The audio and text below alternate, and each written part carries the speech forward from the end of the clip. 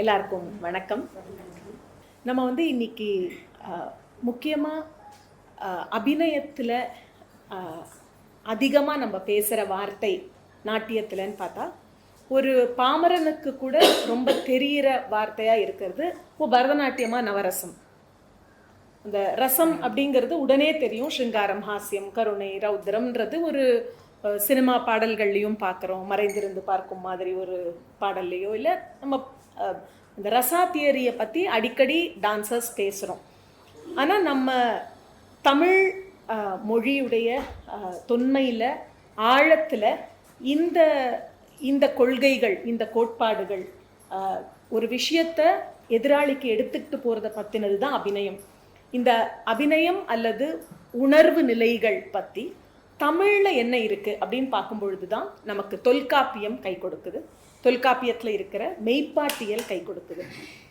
எனக்கு ஒரு தமிழ் பெண்ணாக இருந்து நாட்டியமும் பயின்று வந்திருக்கின்ற இந்த தருணத்தில் கிட்டத்தட்ட என்னோட முதல் 25 வருஷம் மெய்ப்பாட்டியலோட முக்கியத்துவம் எனக்கு தெரியலை. நானும் வந்து ரசா அந்த அடிப்படையில் மட்டும்தான் ஒரு பதம் கற்றுக்கிறதோ, ஜாவளி கற்றுக்கிறதோ, ஒரு ஸ்ருங்காரம்னோ ஹாஸ்யம்னோ அந்த வார்த்தைகளும் அந்த பார்வையும் மட்டும்தான் அதிகமாக பயன்படுத்திக்கிட்டு இருந்தேன். என்னுடைய ஆசான் முனைவர் திரு சே ரகுராமன் அவர்களோட மெய்ப்பாடு குறித்த அவரோட லெக்சர்ஸ் கேட்டதுக்கப்புறமும் அவருடைய உந்துதலினால் நாங்கள் மெய்ப்பாடை வச்சு ஒரு நாட்டிய நாடகம் மாதிரி ஒன்று செஞ்சோம். அதுக்குள்ளே முழுமையாக உள்ளே போய் பார்க்கறதுக்கு, அது என்னன்னு புரிஞ்சுக்கிறதுக்கு செஞ்சோம். அந்த தேடலில் கிடைச்ச சில விஷயங்களை தான் இன்றைக்கி நான் பரிமாறிக்கிறேன் உங்களோட. இது முக்கியமாக வந்து என்னை பொறுத்த வரைக்கும் தமிழகத்தில் மட்டுமாவது இன்னும் அதிகமாக மெய்ப்பாட்டின் வார்த்தைகளை பயன்படுத்தணும். நம்ம இந்த உணர்வு நிலைகளை பற்றி, நம்மளுடைய உணர்வு நிலை சார்ந்த நாட்டிய வெளிப்பாடுகளுக்கு தமிழ் வார்த்தைகள் நம்ம மாணாக்கருக்கு தெரியணும் அப்படிங்கிறது எனக்கு இருக்கிற ஒரு ஆசை. அதாவது மற்ற வார்த்தைகள் பயன்படுத்தக்கூடாதுன்னு சொல்லலை, ஆனால் இந்த வார்த்தைகள் புழக்கத்திலே இல்லை. அதிகமாக ஆசிரியர்களுக்கும் தெரியறதில்ல. அப்படி தெரிஞ்ச ஆசிரியர்களும் சுலபமாக பயன்படுத்துறது சமஸ்கிருத வார்த்தைகளாக இருக்கு. அதனால இதை பற்றி தெரிஞ்சுப்போம் அப்படிங்கிறது தான்.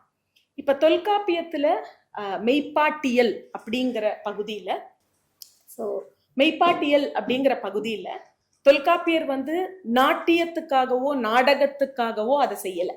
அது நம்ம முதல்லயே தெளிவுபடுத்திக்கிறோம். அவர் வந்து ஒரு இலக்கணத்தின் ஒரு பகுதியாக மட்டும்தான் இந்த மெய்ப்பாட்டியலை பேசியிருக்காரு.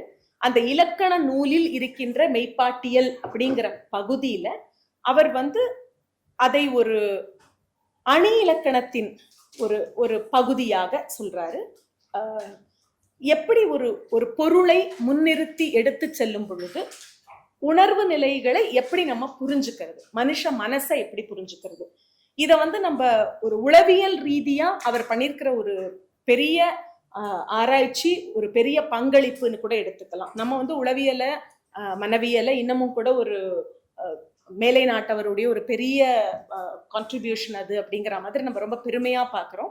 ஆனா தொல்காப்பியத்துல அவரு மனித மனதின் போக்கினை புரிந்து கொண்டிருக்கின்றார்.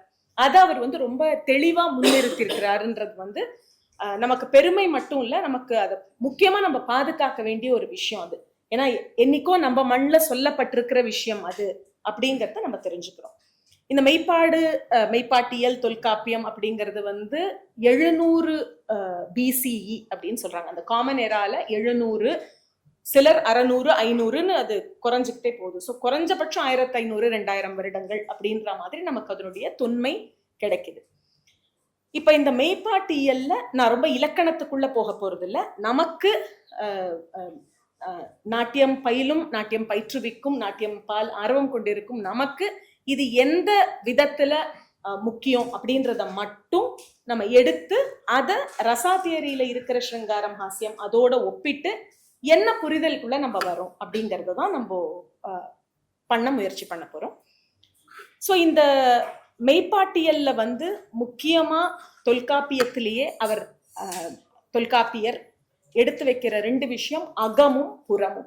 அகம்ங்கிறது நம்மளுடைய தனிப்பட்ட வாழ்வின், அந்த தனிப்பட்ட வாழ்வில் ஒருவரும் இருக்கலாம், ஒருவருக்கு மேற்பட்டவரும் இருக்கலாம். ஆனால் உரிமையோடு இருக்கின்ற ஒரு சாரார், ஒரு குடும்பம், ஒரு கணவன் மனைவி, ஒரு காதலன் காதலி என்பது போன்ற ஒரு சிறிய உரிமை கொண்ட வட்டம் மட்டும் அனுபவிக்கின்ற உணர்வுகளை வந்து அகம் அப்படின்னு பாக்குறோம். இது ஒரு தனி மனிதனுடைய அகவாழ்வாவும் இருக்கலாம், ஒரு காதலன் காதலி அல்லது தலைவன் தலைவி அல்லது ஒரு ஒரு குடும்பத்தில் இருக்கும் இருவர், ஒரு உரிமை கொண்ட இருவர் கொண்டிருக்கும் உணர்வு பரிமாற்றங்களாகவும் இருக்கலாம். இது அகம் அப்படின்னு அவர் முன்வைக்கிறாரு. புறம் அப்படிங்கிறது வந்து சமூக வாழ்வில் நம் குடும்பத்தார் நமக்கு உரிமை உள்ளவர் அல்லாத மற்றவருடன் இருக்கும் உறவுகளில் ஏற்படும் உணர்வு நிலைகளும் புறம் அப்படின்னு பார்க்கப்படுது. ஸோ இந்த அகம் புறம்ங்கிறது வந்து தொல்காப்பியர் நமக்கு ரொம்ப அழகா வரையறுத்து கொடுத்திருக்கிற 2 பகுதி. ஆனா இந்த மெய்ப்பாடுகள் உணர்வு நிலைகள் அப்படிங்கிறது அகத்துக்கு மட்டும்தான் பொருந்துமா? இப்ப ஸ்ருங்காரமோ ஹாஸ்யமோ கருணையோன்னு நம்ம சமஸ்கிருதத்துல சொல்ற வார்த்தைகளுக்கெல்லாம் தான் இப்ப தமிழ்லையும் சொல்ல போறோம். நான் அதை இன்னும் அதுக்குள்ள வரல. அந்த வார்த்தைகள் அகவாழ்வுக்கு மட்டும்தான் பொருந்துமா அப்படின்னா இல்ல. சொசைட்டில வேற ஒருத்தரோட நம்ம உறவாடும் பொழுதும் அந்த வார்த்தைகளுக்கும் அந்த உணர்வுகளுக்கும் வேலை இருக்கின்றது. இந்த அகவாழ்வில் இருக்கும் பொழுது அதுக்கு வேற மாதிரியான பரிமளிப்பு இருக்கும். புறவாழ்வில் நமக்கு அதிகம் தெரியாத மனிதர்களோடு நம்ம ரிலேட் பண்ணும் பொழுது அங்கேயும் ஒரு வீரமும் அங்கேயும் ஒரு கருணையும் அங்கேயும் ஒரு செழிப்பும் எல்லாவித உணர்வுகளும் அங்கேயும் வரும். ஸோ அகவாழ்வு புறவாழ்வுனால இந்த உணர்வு நிலைகளை அவர் மாற்றி காட்டல. 2த்துலயுமே இருக்கு. ஆனா 2த்துலயும் இருக்கின்ற வீரியமும் விதமும் வித்தியாசப்படும். ஒரு அகவாழ்வில் இருக்க மாதிரி உணர்வுகள் வந்து புறவாழ்வில் அதே மாதிரி இருக்காது, அது வேறுபட்டதாக வித்தியாசப்பட்டதாக இருக்கும் அப்படின்றதுதான் வந்து நம்ம புரிஞ்சுக்கிறோம். இப்ப மெய்ப்பாடு அப்படிங்கிற வார்த்தைக்கான பொருளை நம்ம உணர ட்ரை பண்ணும் பொழுது மெய் என்பது தமிழ்ல 2 விதமா பொருள்படுது. ஒண்ணு உடல், இன்னொன்னு உண்மை. இது வந்து எனக்கு ரொம்ப மனசுக்கு பிடிச்சிருந்த ஒரு விஷயம். ஏன்னா எனக்கு உளவியலும் என்னுடைய சப்ஜெக்ட் அப்படிங்கிறதுனால எனக்கு ரொம்ப மனசை தொட்ட விஷயம் என்னன்னா, உயிர்த்து உணர்வு இன்றி தலைவரு பொருண்மையின் மெய்ப்பட முடிப்பது மெய்ப்பாடு. யோசிச்சு பண்ணி வர உணர்வுகளாக இல்லாமல் உயிர்த்து உணர்வு இன்றி, நான் யோசிச்சு இப்படி நடந்துக்கலாமா அப்படி நடந்துக்கலாமா ஸ்ட்ராட்டஜி யூஸ் பண்ணாம என்ன செஞ்சா எதிராளிக்கு என்ன ரொம்ப பிடிக்கும், நான் இப்படி நடந்துக்கிட்டா, அதெல்லாம் அவர் மெய்ப்பாடா சொல்லல. மெய்ப்படுதல், உண்மையா ஒரு விஷயம் என்னை வந்து தாக்கும் பொழுது உடனடியாக உடல் ரீதியாக மன ரீதியாக நான் எந்த நிலைக்குள் செல்லுகின்றேனோ அது என் மெய்ப்பாடு. என் உடலின் மாற்றங்களும் மெய்ப்பாடு, உண்மையான என்னுடைய நேரடி அனுபவமும் மெய்ப்பாடு. மறுபடியும் நான் சொல்றேன், இது அவரு நாட்டியத்தையோ நடனத்தையோ முன்னிறுத்தி செய்யல. ஆனா அவர் செஞ்சது எல்லா கலை வடிவங்களுக்கும் உகந்த ஒரு பொதுவான ஒரு விஷயம் அப்படிங்கிறதுனால அது எல்லாத்துலேயும் எடுத்துக்கும் பொழுதுதான் நம்மளோட கலையை நம்மளால இன்னும் கொஞ்சம் சிறப்பா எடுத்து முன்னிறுத்த முடியும். ஸோ இந்த தன்னால இன்ஸ்டிங்சுவலின்னு சொல்லுவோம் இங்கிலீஷ்ல, அந்த இன்ஸ்டிங்சுவலி இம்மீடியட்டா என்னை ஏதாவது ஒரு தாக்க வரும் பொழுது என்னுடைய உடன் ஏற்படும், என்னுடைய உடலால் மனதால் உணர்வால் ஏற்படும் மாற்றங்களை அவர் மெய்ப்பாடு அப்படின்னு சொல்றாரு.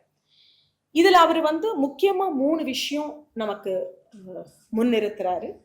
எந்த ஒரு செய்தியை நம்ம பரிமாற்றம் செய்யணும்னாலும், இப்ப கலை வடிவம் மூலமா நம்ம என்ன செய்யறோம் அப்படின்னு சொன்னா, கலை வடிவம் மூலமா நம்ம என்ன சொல்ல முயற்சி பண்றோம்னா ஏதோ ஒரு கருத்தை முன்னெடுத்து செல்ல முயற்சிக்கின்றோம். அது வேற ஒருத்தர் நமக்கு சொல்லி கொடுத்த பாரம்பரிய கருத்துக்களாக இருக்கலாம், இல்ல நம்ம சுயமா சிந்திக்கிற ஏதோ ஒரு புதுமையான ஒரு விஷயத்தை இந்த சமூகத்துக்கு நான் சொல்லணும்னா கலை என்பது ஒரு மொழி ஆகின்றது. எப்படி நம்ம ஒரு மொழியில நான் நினைக்கிற விஷயத்துக்கு நான் ஆல்பபெட்ஸ் படிச்சுட்டேன், எழுத்துக்கள் படிச்சுட்டேன், எழுத்துக்களை எப்படி சேர்த்தா வார்த்தைகள் வரும்னு படிச்சுட்டேன். ஆனா வார்த்தைகளையும் எழுத்துக்களையும் வச்சு மட்டும் என்னால் கருத்துக்களை சொல்ல முடியாது. கருத்துக்களை சொல்வதற்கு ஒரு தனி சிந்தனா சக்தி தேவைப்படுகின்றது. அந்த சிந்தனா சக்தியின் அடிப்படையில் தான் இந்த எழுத்துக்களோ சொற்களோ பொருள் பெறுகின்றது. சோ இவர் வந்து நமக்கு 3 முக்கியமான விஷயத்த சொல்றாரு. எந்த ஒரு கருத்தை நாம் சொல்லும் பொழுதும் கூற்று, கேட்போர், முன்னம். யாரு சொல்றாங்க, கேட்போர் யாருகிட்ட சொல்றாங்க, முன்னம் எந்த சூழலில் சொல்கின்றார்கள். சோ இந்த கூற்று, கேட்போர், முன்னத்தை வச்சுதான் நம்மளுடைய கலை வடிவத்தோட அடித்தளமே அமைகின்றது. ஒரே விஷயத்த எந்த சூழ்நிலையில சொன்னா எந்த துவனியில சொல்லுவோம், எந்த டோன்ல சொன்னா அதை மரியாதையா, இப்ப வீட்டுல வந்து எங்க அம்மா கிட்ட எனக்கு வேண்டாமான்னு நான் சொல்ற மாதிரி ஒரு பொது வெளியில இல்லைங்க எனக்கு வேண்டாம்னு சொல்றது ரெண்டுமே வேண்டாம் தான். ஆனா அந்த உணர்வின் வெளிப்பாடுல நான் கூறும் கூற்று என் கூற்றை கேட்பவரை பொறுத்தும் அந்த சூழ்நிலையை பொறுத்தும் நான் சொல்ற விதமே மாறுது. ஒரு சாதாரண உதாரணத்திலேயே மாறுது. அப்ப கலை வடிவங்கள்லயும் நம்ம இததான் செய்யறோம். இந்த கூற்று கேட்போர் முன்னம் தொல்காப்பியர் நமக்கு கொடுத்திருக்கிற ஒரு முக்கியமான தகவல். இது நமக்கு நம்மளுடைய நாட்டிய வகுப்புகளை அபிநய வகுப்புகளை பொறுத்த வரைக்கும் குழந்தைங்க முதல்ல கத்துக்க வேண்டியது இதுதான். யாரு இப்ப வர்ணம் பாடுறோம்னா யாரு யார்கிட்ட சொல்றாங்க, எந்த சூழ்நிலையில சொல்றாங்க, எந்த சூழ்நிலையில சொன்னா ஒரு உணர்வின் தாக்கம் எந்த ரேஞ்ச்ல இருக்க முடியும். ஒரு காதலன் காதலியிடம் பேசுவது போல ஒரு தந்தை மகளிடம் பேச முடியாது. ஒரு தந்தை மகளிடம் பேசுவது போல ஒரு ஆசிரியர் மாணவரிடம் பேச முடியும். உரிமைகளும் கடமைகளும் அந்தந்த உறவுக்கு தகுந்த மாதிரி மாறும். அப்ப ஒரு பாடல் வரி இருக்குன்னா அதை நம்ம எப்படி புரிஞ்சுக்கிறோம் அப்படிங்கறதுல முதல்ல வரக்கூடியது கூற்று கேட்போர் முன்னம். இதுக்கு அடுத்தது நம்ம போகிறது, அவர் சொல்ற ரொம்ப அழகான விஷயம், உலகியல் வழக்கு நாடக வழக்கு. இது ரெண்டும் நமக்கு லோக தர்மி நாட்டிய தர்மின்னு ரொம்ப பழக்கப்பட்ட வார்த்தைகள். ஆனா இந்த உலகியல் வழக்கு நாடக வழக்கு அப்படிங்கறத நம்ம ரொம்ப பயன்படுத்துறது இல்லை. சென்னையை பொறுத்த வரைக்கும் அட்லீஸ்ட் நாங்க பயன்படுத்துறது இல்லை. நீங்க ஊர்ல பயன்படுத்துறீங்களான்னு எனக்கு தெரியல. பயன்படுத்துறீங்களா? வகுப்பு எடுக்கும் பொழுது லோக தர்மி நாட்டிய தர்மின்னு ஈஸியா சொல்ற அளவுக்கு நாடக வழக்கு உலகியல் வழக்கு அப்படிங்கிற வார்த்தையை நம்ம மாணவர்கள்கிட்ட நம்ம கொண்டு சேர்க்கறது இல்ல. இப்ப நம்ம இன்னும் சில ஆண்டுகள் இப்படி கொண்டு சேர்க்காமே விட்டோம்னா அந்த வார்த்தைகள் இருந்ததே மக்கி போயிடும். இல்லாம போகாது, ஏதோ ஒரு இடத்துல இருக்கும், யாராவது அகழ்வாராய்ச்சியில தோண்டி எடுப்பாங்க. ஆனா அதை கொண்டு சேர்க்கிற ஒரு கடமை நமக்கு. நம்ம ஆசிரியர்கள் என்ன வார்த்தைகளை பயன்படுத்துறோமோ அந்த வார்த்தைகள் தான் மாணவர்கள் கிட்ட நிற்கும். இப்ப இந்த உலகியல் வழக்கு அப்படிங்கறத தொல்காப்பியர் என்ன மாதிரி சொல்றாருன்னா, ஒரு விஷயத்த பார்த்த உடனே இப்ப எப்படி நம்ம மெய்ப்பாடுங்கிறதுக்கு சொன்னோமோ அதே மாதிரி பார்த்த உடனே யதார்த்தமா ஒரு விஷயத்த நம்ம எப்படி வர்ணிப்போமோ அது உலகியல் வழக்கு. காஃபி ரொம்ப நல்லா இருக்குப்பா அப்படின்னு சொன்னோம்னா அது உலகியல் வழக்கு. இதே உலகியல் வழக்கு நான் அனுபவிக்கும் பொழுது நான் சொல்லுவேன். இப்ப நான் காஃபி குடிக்கும் பொழுது நான் காஃபி ரொம்ப சுவையா இருக்கு அப்படின்னு நான் சொல்றது உலகியல் வழக்கு. யாரோ ஒருத்தர் அந்த காஃபியை குடிக்கல, இப்ப அவங்க கிட்ட இந்த காஃபியை பத்தி நான் சொல்லணும்னா நான் வெறும்னா இந்த காஃபி நல்லா இருந்ததுன்னு சொல்ல மாட்டேன். அதுல சில நாடகங்களை ஏற்றுவேன். அதுக்கு நான் நாடகக்காரியா இருக்கணும், மேடையில செய்யணும்னு இல்ல. நீங்க மிஸ் பண்ணிட்டீங்க, அந்த காஃபி எப்படி இருந்தது தெரியுமா, எவ்வளவு பிரமாதமா இருந்தது தெரியுமா, அந்த மாதிரி காஃபியை நான் குடிச்சது இல்லை, அதுல நிறைய நம்ம மசாலா சேர்ப்போம். அதே தகவலை நிறைய நாடகம் ஏற்றி டிராமடைஸ் பண்ணி ஒரு விஷயத்த சொன்னோம்னா அது நாடக வழக்கு. சோ நம்ம கலையில நம்ம நிறைய பயன்படுத்துறது நாடக வழக்கு. ஆனா உலகியல் வழக்கோட தாக்கத்திலேருந்து தான் இந்த நாடக வழக்கு நமக்கு வருது. இந்த உலகியல் வழக்குல எப்படி செய்வோமோ அவ்வளவு மட்டும் மேடையில செஞ்சோம்னா பத்தாது. இப்ப மேடையில செய்யும் பொழுது நான் உலகியெல்லாம் ஒரு சாதாரணமா ஒரு மனுஷியா இருக்கும் பொழுது ஒரு உணர்வை எப்படி நான் உணர்றேனோ, இப்ப என் கணவர்கிட்ட நான் ஒரு விஷயம் சொல்லணும்னா இது இப்படி செய்யுங்கன்னு சொன்னா போதும். நான் மேடையில அந்த அளவு மட்டுமே செஞ்சேன்னா அது ஒரு கலை வடிவமா சென்று சேரும். அப்ப அதுல நான் இன்னும் கொஞ்சம் உவமானங்களை, இன்னும் கொஞ்சம் உவமைகளை, இன்னும் கொஞ்சம் மேலேந்து நிறைய பொடி மசாலா தூவி அது இன்னும் கொஞ்சம் விற்கப்படுகின்றது, நாடக வழக்காக மாற்றப்படும் பொழுது. ஆனா இது ரெண்டை தாண்டி தொல்காப்பியர் சொல்ற மூணாவது ஒரு ரொம்ப அழகான விஷயம், இது ரகுராமன் ஐயா சொல்றது பொறுத்து தமிழுக்கு மட்டுமே சிறப்பா இருக்கக்கூடிய விஷயம், புலனெறி வழக்கு.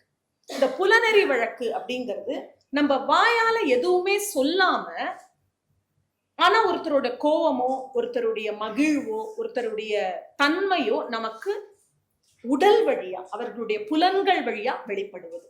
ஒரு சொட்டு கண்ணீர், ஒரு சின்ன வேர்வை, ஓ அவர் ரொம்ப பயந்த மாதிரி இருக்காரே, மூஞ்சி வெளிரி இருக்கே, அதுதான்.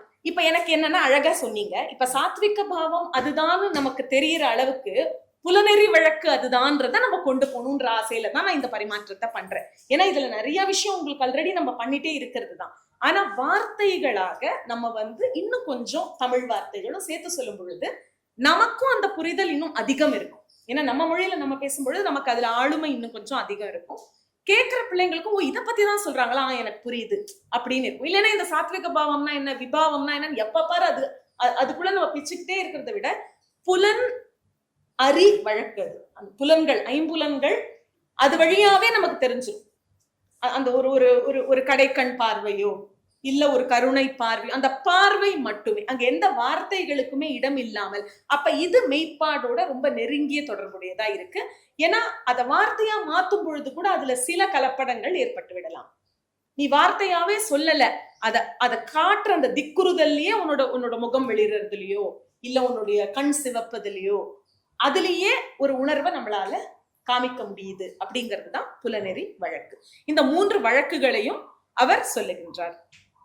அகம்புறத்தை பத்தியும் நம்ம பேசினோம். இப்ப சமஸ்கிருதத்துல நான் இப்போதைக்கு உங்களுக்கு டவுட்டுக்கு டைம் கொடுக்கல. நான் கடைசியில சந்தேகங்கள் இருந்தா நம்ம டிஸ்கஸ் பண்ணலான்ற மாதிரி டைம் வச்சிருக்கேன். சோ தட் நமக்கு ஒரு ஃப்ளோல போகும்னு. ரொம்ப நான் பேசுறது ஏதாவது புரியலன்னா நிச்சயமா நடுவுல நிறுத்தி கேளுங்க. சமஸ்கிருதத்துல இருக்கிற நிறைய வார்த்தைகள், முக்கியமான ரசா தியரி குறித்த வார்த்தைகளுக்கு தமிழ் வார்த்தைகளா எதை பாக்குறோம்னா வஸ்துங்கிறது பொருள், கண்டென்ட். இதை நான் வெறும்னா நம்மளோட புரிதலுக்காக முதல்ல சொல்றேன். குணா அப்படிங்கறத குணம்னு தான் தமிழ்ல சொல்றோம். ப்ராப்பர்ட்டிஸ், ஒரு எதை பத்தி நம்ம சொல்றோமோ அதனுடைய குணாதிசயங்கள் என்ன. ஔச்சித்யம் அப்படின்னு சொல்றத பொருத்தம்னு சொல்றோம். எது ஔச்சித்யமா இருக்கு, இது ஔச்சித்யமான நாட்டியமா, இந்த வார்த்தைகள் புழக்கத்துல இருக்கு. இது பொருத்தமான விஷயமா அப்படின்னு பாக்குறோம். ரீதி அப்படிங்கறத முறை அப்படின்னு பாக்குறோம். எங்க முறையில இப்படி செய்வாங்க, எங்க வழியில இப்படி செய்வாங்க அப்படின்னு பாக்குறோம். இந்த வார்த்தைகள், நான் தமிழ்ல சொல்ற வார்த்தைகளை நம்ம தொல்காப்பிய வார்த்தைகளாக பாக்குறோம், சமஸ்கிருத வார்த்தைகளை ரசாத்தியரி வார்த்தைகளாக பாக்குறோம். இப்ப வார்த்தையில என்ன இருக்கு அப்படின்னு நம்ம யோசிக்கலாம். வார்த்தை தான் எல்லாமே. நம்ம எந்த சொல்ல மறுபடியும் பயன்படுத்துறோமோ அதன் பொருளூடுதான் நம்மளுடைய எல்லா பசங்களுக்கு நம்ம சொல்லி தரதுலயும் இருக்கு, நம்ம புரிஞ்சுக்கிறதுலயும் இருக்கு, நம்ம நாட்டியத்தை எப்படி பாக்குறோங்கிறதுமே இந்த வார்த்தைகளை முன்னிறுத்தி தான் அமையுது நமக்கு. அலங்காரம் அப்படிங்கிறது அணி. சமஸ்கிருதத்துல அலங்காரா ரசால இருக்கிற ஒரு முக்கியமான விஷயம். அந்த அலங்காரம் தான் நம்மளுடைய அணி இலக்கணம். அணி ஒரு அழகுபடுத்துவது எப்படி அப்படிங்கிறது. இந்த துவனி அப்படிங்கறத உள்ளீடு அப்படின்னு சொல்றாங்க. துவனி, ஒரு விஷயத்துல இவங்க ஒரு விஷயம் பேசுறாங்க, ஆனா அதுக்குள்ள ஒரு சின்ன கோபம் துணிக்குது. அவங்க சொல்லும் பொழுது அதுல ஒரு சின்ன ஒரு நெருடல் இருக்கு. அவங்க வேற ஏதோ ஒண்ணு உள்ள மனசுல வச்சுட்டு சொல்றாங்கன்றதுல அந்த துவனியில தெரியுது. சரி வரலாம், அதுக்கு என்ன, நீங்க சொல்லிட்டீங்கல்ல வரோம். ஆனா அந்த திருட்டு பேச்சு இருக்கும் பொழுது அந்த துவனி மூலமா தான் நமக்கு தெரியுது. வரேன் தானே சொன்னாங்கன்னு கொஞ்சம் வெள்ளாந்தியா இருக்கிறவங்க என்ன நினைச்சிருவாங்க, நீங்க தானே கூப்பிட்டுருக்கீங்க, நான் வரேன் அப்படின்னு சொன்னாங்கன்னா சாதாரணமா வெள்ளாந்தியா இருக்கிறவங்க நினைச்சிருவாங்க வரேன்னு சொன்னாங்கன்னு. இன்னொருத்தவங்க நினைப்பாங்க இல்ல அவங்களுக்கு பிடிக்கல, அவங்க வரலன்றதுதான் அப்படி சொல்றாங்க, ஒரு மாதிரி உள்பூச்சி வச்சு சொல்றாங்கன்றது துவனி மூலமா தான் நமக்கு புரியும். அப்ப இந்த அபிநயம் செய்யும் பொழுது நமக்கு அந்த துவனி மூலமா நம்ம சொல்வதை தாண்டி ஒரு விஷயத்த சொல்லவும் முயற்சிக்கிறோம். இதுக்கு அடுத்து முக்கியமான விஷயம் மொழி ஆளுமை. நமக்கு தமிழ்னு மட்டும் இல்ல, எந்த மொழியில நம்ம ஒரு பொருளை எதிராளிக்கு சொல்ல போறோம்னாலும் அந்த மொழியில் நமக்கு ஆளுமை இருக்கும் பொழுதுதான் அந்த மொழியினுடைய கூற்று, கேட்போர், முன்னம் இதெல்லாம் நமக்கு புரியும். இது தெலுங்கு மொழி பாடலா இருந்தாலும் சமஸ்கிருத மொழி பாடலா இருந்தாலும் நம்மளுடைய இலக்கண இலக்கியம் தமிழ் சார்ந்ததா இருக்கலாம், ஆனா நமக்கு கொடுக்கப்படும் பாடல் வேறு மொழிகளாகவும் இருக்கக்கூடும். அப்படி இருக்கும் பொழுது அந்தந்த மொழியை பற்றின கொஞ்சமாவது நமக்கு ஒரு புரிதல் இருக்கணும். ஒரு வார்த்தைக்கு வார்த்தை பதப்பிரிவுகள், பதச்சேதம் இல்லாம எப்படி அதை புரிஞ்சு சொல்லித்தரது அப்படிங்கிறது இருக்கணும். இப்ப இதுக்கு அடுத்து நம்ம முழுமையா ஒரு மெய்ப்பாடுக்குள்ள போறோம் அப்படின்னா இது ரசாவோட கம்பேர் பண்றோம். ரொம்ப வேகமா நான் ரசாங்கிறத என்னன்றதும் குவிக்கா சொல்லிடுறேன். நம்ம எல்லாருக்குமே தெரியும், இருந்தாலும் நான் ஒரு சொல்லிக் கொடுக்குற இடத்துல ஆர் இதை டிஸ்கஸ் பண்ற இடத்துல இருக்கும் பொழுது எதையுமே தெரியும்னு விட்டுடக்கூடாதுங்கிறதுனால சொல்றேன். ரசா என்பது ரசம். ரசம் என்பது ஒரு விஷயத்தின் தாத்பரியம், அதுக்குள்ளயா என்ன விஷயம் இருக்கு அப்படிங்கிறது தான் ரசா அப்படின்னு சொல்றோம். இது ரொம்ப சிம்பிளா சொல்லணும்னா, ஒருவர் தான் என்ன கூற நினைக்கின்றாரோ அது அதே பொருளாக கேட்பவருக்கு போய் சேர வேண்டும். எதிராளிக்கு அது என்னவா புரியணும்னு நான் நினைச்சு சொல்றேனோ அப்படி புரியணும் எதிராளிக்கு. நான் ஒண்ணு சொல்ல போய் எதிராளிக்கு வேற மாதிரி புரிஞ்சுதுன்னா அது ரசாபாசம். நான் என்ன எப்படி எதிராளி புரிஞ்சுக்கணும்னு எதிர்பார்த்தேனோ அப்படி என்னால ஒரு விஷயத்த சொல்ல முடிஞ்சதுன்னா அது ரச உற்பத்தி. அந்த இடத்துல ரசோத்பத்தி, ரசம் உற்பத்தி ஆகின்றது. சோ இந்த விஷயத்துலதான் நம்ம விபாவம், அனுபாவம் இது எல்லாமே ரசா தியரிக்குள்ள வருது. சோ நான் அதுக்குள்ள ரொம்ப அதிகமா போகல. இந்த வார்த்தைகளுக்கு தமிழ் வார்த்தைகள் பார்த்தோம்னா விபாவாவ பொருளின் அடிப்படை தன்மைன்னு கொள்ளலாம். விபாவம் விபாவம் எந்த வார்த்தையை நம்ம சொல்றோமோ அது பொருளின் அடிப்படை தன்மை என்ன அப்படின்னு பார்க்கலாம். அனுபாவம் அப்படிங்கிறது மனோநிலை. நான் அதை எப்படி அனுபவிக்கின்றேன், எனக்கு அது என்னவாக புரிகின்றது, எனக்கு அது என்னவாக படுகின்றது. வியபிச்சாரி பாவம் அப்படிங்கிறது ஒரு புறநிலை குறியீடாக இருக்கின்றது. அதாவது ஒரு விஷயம் ஏற்கனவே நடக்க போகுது, அதுக்கு சாதகமாக கேட்டலிஸ்ட்னு சொல்லுவோம்ல, அதை இன்னும் உசுப்பேத்துற மாதிரியோ இல்ல அதை குறைக்கிற மாதிரியோ வெளியிலிருந்து ஏற்படக்கூடிய அம்சங்களை வியபிச்சாரி பாவம்.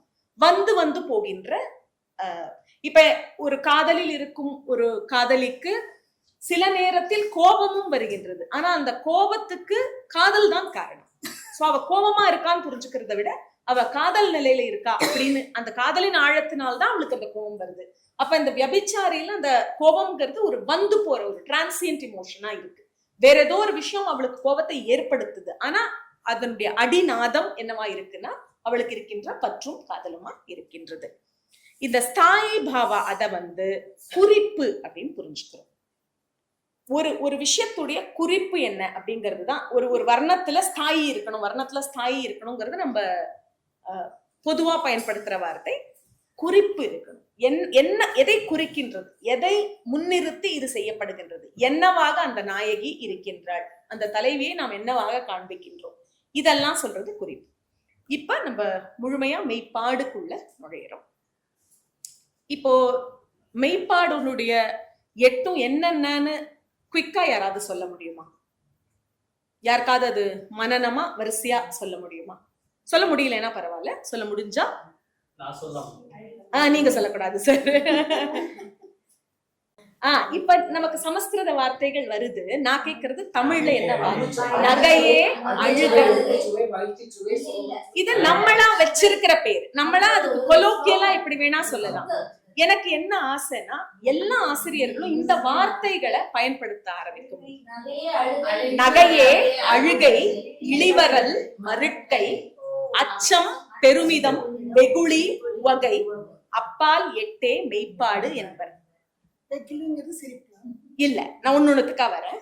அவர் வந்து நகை அப்படிங்கிறது ஆரம்பிக்கிறாரு. நகை என்பது ஹாஸ்யத்தை குறிக்கும். நான் அதோட சான்ஸ்கிரிட் வார்த்தை ஃபார்மலாவே சொல்றேன், ஏன்னா நம்ம 3வது ஒரு வார்த்தை சொன்னோம்னா அது ஒரு குழப்பமாயிடும் அப்படிங்கிறதுனால. நகைங்கிறது ஹாஸ்ய சுவையை குறிக்கின்றது. அழுகை என்பது சோகத்தை குறிக்கின்றது. அழுகையை காருண்யம் அப்படின்னு இதுல சொல்றோம், சான்ஸ்கிரிட்ல சொல்றோம். அதோடைய விளக்கம் வரும்பொழுது நான் இதை பத்தி இன்னும் கொஞ்சம் பேசுறேன். இளிவரல் என்பது பீபத்சத்தை குறிக்கின்றது. மருட்கை என்பது ஆச்சரியத்தை குறிக்கின்றது. அத்புதம் அல்லது ஆச்சரியத்தை மருட்கை குறிக்கின்றது. அச்சம் பயத்தை குறிக்கின்றது. பயம் பயானக்கம்னு சொல்லுவோம் இல்லையா, அதை குறிக்கின்றது. பெருமிதம் என்பது வீரத்தை குறிக்கின்றது. பெருமிதம் என்பது வீரத்தை குறிக்கின்றது. வெகுளி கோபத்தை குறிக்கின்றது. வெகுளி பொதுவா நமக்கு இருக்கிற ஒரு நிறைய வார்த்தைகள் நம்ம மருவி தவறான பொருள்ல பயன்படுத்துவோம். வெகுளி பெண் என்றால் இன்னோசென்ட் கேர்ள் கிடையாது, வெகுண்டெழுபவள் வெகுளி. சோ வெகுளி பெண் அப்படின்னு ஒரு படம் வந்து நம்ம வெகுளிய தப்பா புரிஞ்சுக்கிட்டு இருக்கு. அந்த தப்பு நானும் அனுபவிச்சிருக்கேன், அதனால சொல்றேன். அது ஏன் தவறுன்னு சொல்றேன்னா, நம்ம பொதுவா ஐயோ அவங்க ரொம்ப வெகுளிங்க அப்படின்னு சொல்லுவோம். அவங்க வெகுளினா வெகுளி இல்ல, வெகுளினா வெகுண்டெழுவார்கள், கோபப்படுவார்கள்னு அர்த்தமாயிடும். சோ இந்த வெகுளி என்பது ரௌத்திரத்தை குறிக்கின்றது. உவகை, இந்த உவகை என்பது ஸ்ருங்காரத்தை குறிக்கவில்லை.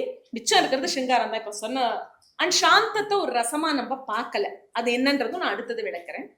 இப்ப உவகைய வந்து ஸ்ருங்காரமா பார்க்கலன்னா அப்ப ஸ்ருங்காரம் என்னது? ஸ்ருங்காரம்னு நாட்டிய சாஸ்திரத்துல சமஸ்கிருதத்துல சொல்லப்படுற வார்த்தைக்கு தமிழ் பேரலல் என்னன்னு கேட்டா உவகையின் ஒரு பகுதி ஸ்ருங்காரம்.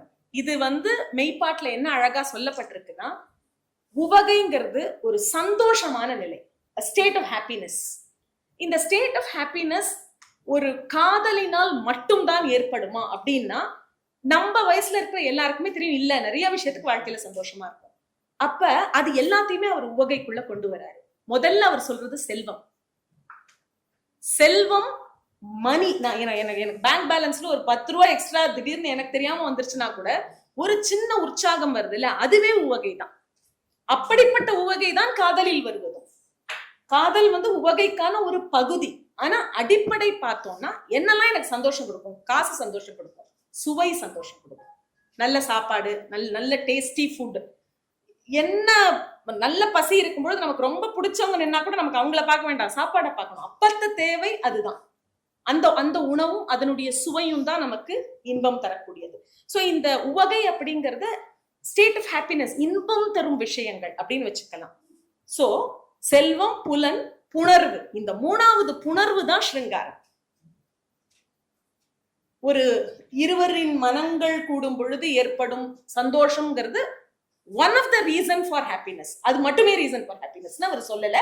இந்த அறிவு அவருக்கு பல செஞ்சுரிஸ் முன்னாடி இருக்கு அப்படின்றது ரொம்ப முக்கியமான விஷயம். நம்ம இந்த தகவலையே மறந்து நவரசத்துல அந்த ஹாப்பினஸ் பத்தி மொத்த ஹாப்பினஸ் பத்தியே பேசுறது இல்ல, காதலை மட்டுமே ஹாப்பினஸ்க்கான ஒரு சோர்ஸாவே வச்சிருக்கோன்றது நம்ம யோசிக்க வேண்டிய ஒரு விஷயம்.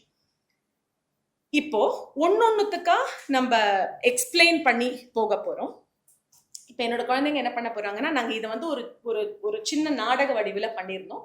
அப்கோர்ஸ் அவங்க நாடக வடிவ அளவுலாம் பண்ண போறது இல்லை. ஆனா அந்த என்னென்ன நான் வகை சொல்றேனோ நான் சொல்லும் பொழுதே அவங்களும் முடிஞ்ச இடங்கள்ல விளக்கங்களுக்கு செஞ்சு காட்ட போறாங்க. இப்ப நம்ம இந்த ஆர்டர் நகை, அழுகை, இளிவரல், மருட்கை, அச்சம், பெருமிதம், வெகுளி, உவகைன்னு வரிசைப்பட்டிருந்தாலும் நம்ம அதை வேற ஆர்டர்ல பார்க்க போறோம். எதனாலன்னா, ஒன்னு பாசிட்டிவ், ஒன்னு நெகட்டிவ், ஒன்னு பாசிட்டிவ், ஒன்னு நெகட்டிவ்னு பார்த்தோம்னா நமக்கு கொஞ்சம் பார்க்கறதுக்கு நல்லா இருக்கும், அதை பத்தி புரிஞ்சுக்கிறதுக்கு நல்லா இருக்கும். நான் பாசிட்டிவ் நெகட்டிவ்னு சொல்லும் பொழுது தேவையற்றது அப்படின்னு சொல்லல. ஆனா ஒண்ணு மகிழ்வு சார்ந்ததாகவும், ஒண்ணு ஒரு ஒரு அந்த உணர்வினால் நமக்கு ஒரு நன்மை இல்லை, ஆனா அந்த உணர்வு இருக்கு அப்படின்ற நிலையிலும் இருக்கிற உணர்வுகள்ன்றத நாங்க அடுத்தடுத்து அடுக்கிறதுக்காக அப்படி பண்ணிருக்கோம். இப்ப முதல்ல நான் சொன்ன அந்த நீங்க செல்வம் புலனை பண்ணியே காமிச்சிடுறீங்களா? அதுக்கப்புறம் நான் பேசுறேன் ஆடியோ போட்டு. முதல்ல இருக்கிறது செல்வம், நல்ல தங்கம், காசு, ஜுவல்லரி, இதெல்லாம் நமக்கு தர ஹாப்பினஸ். புலன் என்பது ஐம்புலன்கள். இது உணவா இருக்கலாம், செவிக்கு நல்ல பாட்டா இருக்கலாம், கண்ணுக்கு பார்க்கறதுக்கு நல்ல ஓவியமா இருக்கலாம், நமக்கு பிடிச்ச காட்சிகளா இருக்கலாம், தொலைக்காட்சி பார்க்கறதா இருக்கலாம். இதுல எது வேணாலுமே புலன் தான். புணர்வு அப்படிங்கிறது காதல் நிலை. அண்ட் விளையாட்டுங்கிறது அவர் சொல்ற 4வது முக்கியமான உவகைக்கான காரணம். நீங்க யோசிச்சு பாத்தீங்கன்னா, ஒரு கிரிக்கெட் மேட்சோ இல்ல நம்ம ஊர்ல ஏதோ ஒரு ஃபுட்பால் மேட்சோ எப்படி ஒரு பைத்தியம் பிடிச்ச மாதிரி எல்லாரும் தங்கத்துக்கு கூட அப்படி ஓட மாட்டாங்கன்ற அளவுக்கு அந்த ஸ்கோரை பாக்குறதுக்கு கடைகள் வாசல்ல கூட்டி, எதுனால என்ன கிடைக்குது அதுல இருந்து நமக்குன்னா அதுதான் உவகை. என்ன திருப்தி அதுல இருந்து கிடைக்குதுன்னா, உனக்கு ஒண்ணும் கப்பு தரப்போதில்லை, ஜெயிச்சா கப் எடுத்துட்டு அவங்கதான் போறாங்க. ஆனா என்ன கூச்சல், என்ன ஆர்ப்பாட்டம், அதை விளையாடுறவங்களும் சரி, அதை பாக்குறவங்களும் சரி, அதை ரசிக்கிறவங்களுக்கும் சரி, அது என்ன மாதிரியான மனநிலையை கொடுக்கின்றதுன்றதுதான் உவகை. சோ உவகைய இதுல இன்னும் ஒரே ஒரு விஷயம் சொல்லிட்டு நான் உங்களை ஆட ஆரம்பிக்க சொல்றேன். நம்ம என்ன பார்க்கணும்னா, ஒரு அடிப்படை வித்தியாசமா ரகுராமன் ஐயா முன் வச்சு நாங்களும் அதை புரிஞ்சுக்க ட்ரை பண்றது என்னன்னா, சமஸ்கிருத மொழியில அளவுகளா இருக்கு. அதாவது கொஞ்சமா சிரிக்கிறியா, ரொம்ப சிரிக்கிறியா, அதை விட ஜாஸ்தி சிரிக்கிறியா, டிகிரி ஆஃப் ஸ்மைல், ஸ்மிதம், ஹசிதம், அப்பஹசிதம், அதிஹசிதம், அந்த மாதிரி. ஆனா இதுல காரணங்கள், நீ எவ்வளவு அதுக்கு ரெஸ்பாண்ட் பண்றன்றது ஒருத்தருக்கு ஒருத்தர் மாறும். அதே கிரிக்கெட் மேட்ச் பார்த்து நான் டல்லா உட்கார்ந்துருக்கலாம், இன்னொருத்தர் ரொம்ப ஜாஸ்தியா என்ஜாய் பண்ணலாம், அந்த விஷயத்தை பத்தி இல்லை. ஆனா எந்த காரணிகள் அடிப்படையில் மனித மனதை தொடுகின்றன, அது என்ன கம்மியா தொடலாம், உங்களை ஜாஸ்தியா தொடலாம், ஒருத்தருக்கு ஒரு விஷயம் அதிகமா பிடிக்கலாம், ஒருத்தருக்கு ஒரு. ஆனா இந்த 4 மட்டுமே இல்லை, இந்த மாதிரி அவர் நன்னான்குன்னு பிரிச்சு 32க்கு கொண்டு போய் நிறுத்துறாரு. இன்னைக்கு நம்ம அடிப்படை மெய்ப்பாடுடைய 8 வகைகளை மட்டும்தான் பாக்குறோம் இந்த கால அவகாசத்தினால. ஆனா மொத்தத்துல இத அவர் மனுஷ மனசோட போக்கா பாக்குறாரு. எதெல்லாம் நம்மளை பாதிக்க கூடும், அதுல ஏதாவது ஒரு ஒரு ஒரு வட்டத்துக்குள்ள நம்ம சிக்கிறோம். இந்த சொல்லியிருக்கிற 4 வட்டத்துக்குள்ளயுமே நான் சிக்க மாட்டேன்னு சொன்னா நம்ம யோகி ஞானி அந்த மாதிரி இருக்காரு. இல்லைன்னா அவர் சொல்லியிருக்கிற இந்த வகைக்குள்ள நம்மளுடைய எல்லா பழக்கங்களுமே எங்கேயாவது அதுக்குள்ள மாட்டிடும். இதனால்தான் நம்ம இப்படி பண்றோம்ல, இதுதான் நம்மளோட உவகை இங்கதான் இருக்குல்ல, அந்த மாதிரி வந்துடும். சோ இந்த உளவியல் ரீதியான ஒரு தெளிவு இவ்வளவு நூற்றாண்டுகளுக்கு முன்னாடி நம்ம கிட்ட இருந்திருக்குன்றது நம்ம எல்லாரும் கத்தி கத்தி மறுபடியும் சொல்ல வேண்டிய விஷயம், மறந்துடாம சொல்ல வேண்டிய விஷயம். சோ அந்த ஃபர்ஸ்ட் ஒன் போட்டு காமிங்க. ஐம்புலன்கள் பெறும் நிறைவும் காதல் உணர்வும் விளையாட்டுகளும் உவமை எனப்படும் மெய்ப்பாட்டை ஏற்படுத்தும். Prosperity, sensory gratification, sexual union and sports cause the state of pleasure or excitement. உவகை.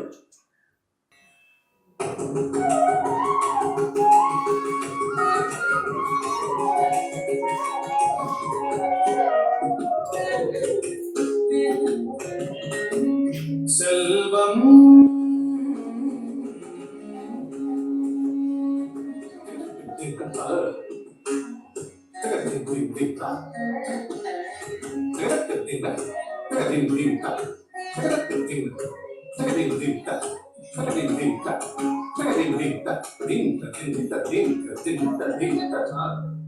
புலனே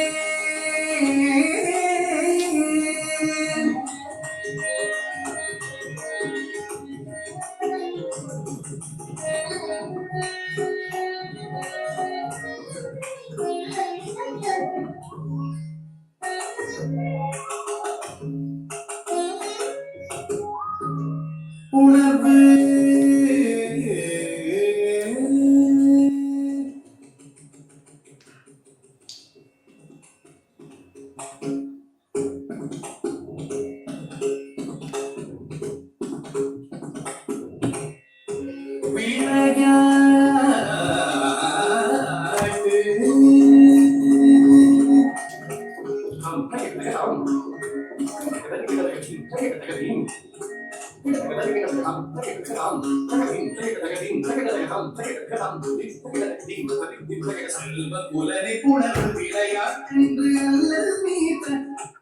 வெளிப்பாடா புலனோட ஒரு ஒரு சங்க இலக்கிய பாடல் மட்டும் எடுத்து ஒரு உதாரணம் செய்ய விரும்புறோம். இந்த உதாரணங்கள் நான் காட்டுறதுக்கு காரணம் என்னன்னா, இந்த உணர்வுடைய ஏதாவது ஒரு பகுதியோடைய எக்ஸ்பான்ஷனாவது நமக்கு இன்னும் நல்லா புரியும், பேசுறதுல புரியறதை விட அதிகம் புரியும் அப்படிங்கிறதுனால இந்த யாயும் யாயும் அந்த குறுந்தொகை பாடல் எடுத்து பண்றாங்க. இது புணர்வு அப்படிங்கிற மெய்ப்பாடுக்கு ஒரு உதாரணமா பண்றாங்க.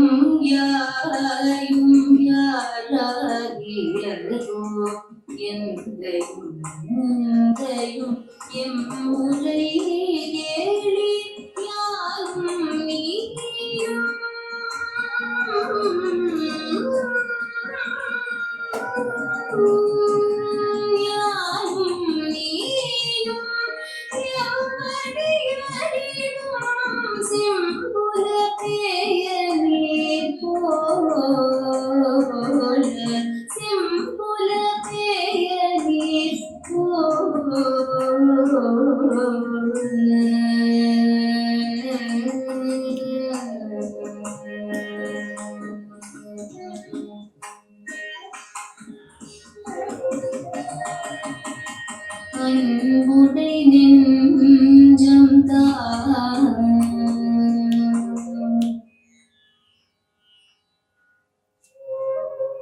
கரந்தனவே.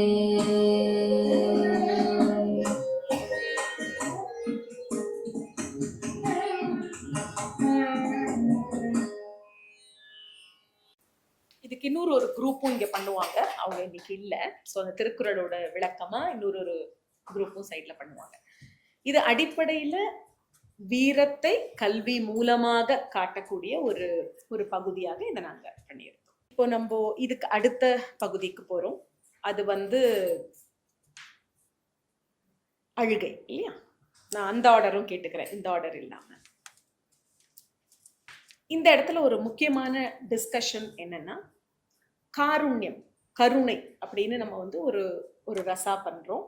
சிருங்காரம், ஹாஸ்யம், கருணா அப்படின்னு சொல்றோம் இல்லையா? அந்த கருணா பண்ணும் பொழுது தொடர்ச்சியா நிறைய இடங்கள்ல நம்ம பார்க்கறது என்னன்னா, புத்தர் கருணை நிறைந்தவர், கருணை நிறைந்த யாரை வேண்டுமானாலும், மதர் தெரேசா, அந்த மாதிரி இருக்கிறவங்களால நம்ம கருணை ரூபமா காட்டுறோம். ஆனா ரசா தியரியிலேயே காருண்யத்துக்கு ஸ்தாயி பாவமா சொல்லியிருக்கிறது சோகம். ரதி ஹாசஸ்ச ஷோகத்ர குரோத உற்சாகோ பயஸ்ததா ஜுகுப்சா விஸ்மயா ஷமா, இப்படி இருக்கிற அந்த ஸ்தாயி பாவா லிஸ்ட்ல சோகம். அப்ப சோகம் தயையுடைய எங்க போய் சேரும்னா, எனக்கு தெரிஞ்சு சேராது. இததான் தமிழ்ல எப்படி பாக்குறோம்னா, அவர் சொல்லியிருக்கிறதே அழுகை. அப்ப புத்தரோ மதர் தெரேசாவோ யாருன்னு சொன்னா அவங்க தயா வீரன். அது வீரத்துல இப்ப கொடை பார்த்தோம் இல்லையா, அங்க வந்துரும்.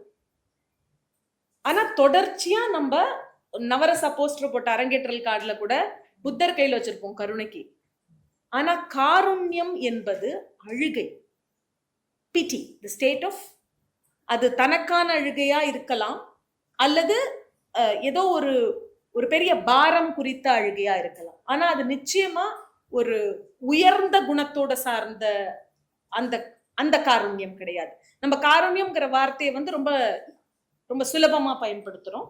ஆனா இந்த இடத்துல பார்த்தோம்னா 4 காரணம் சொல்றாரு அவர் அழுகைக்கு. இழிவு, இன்சல்ட்.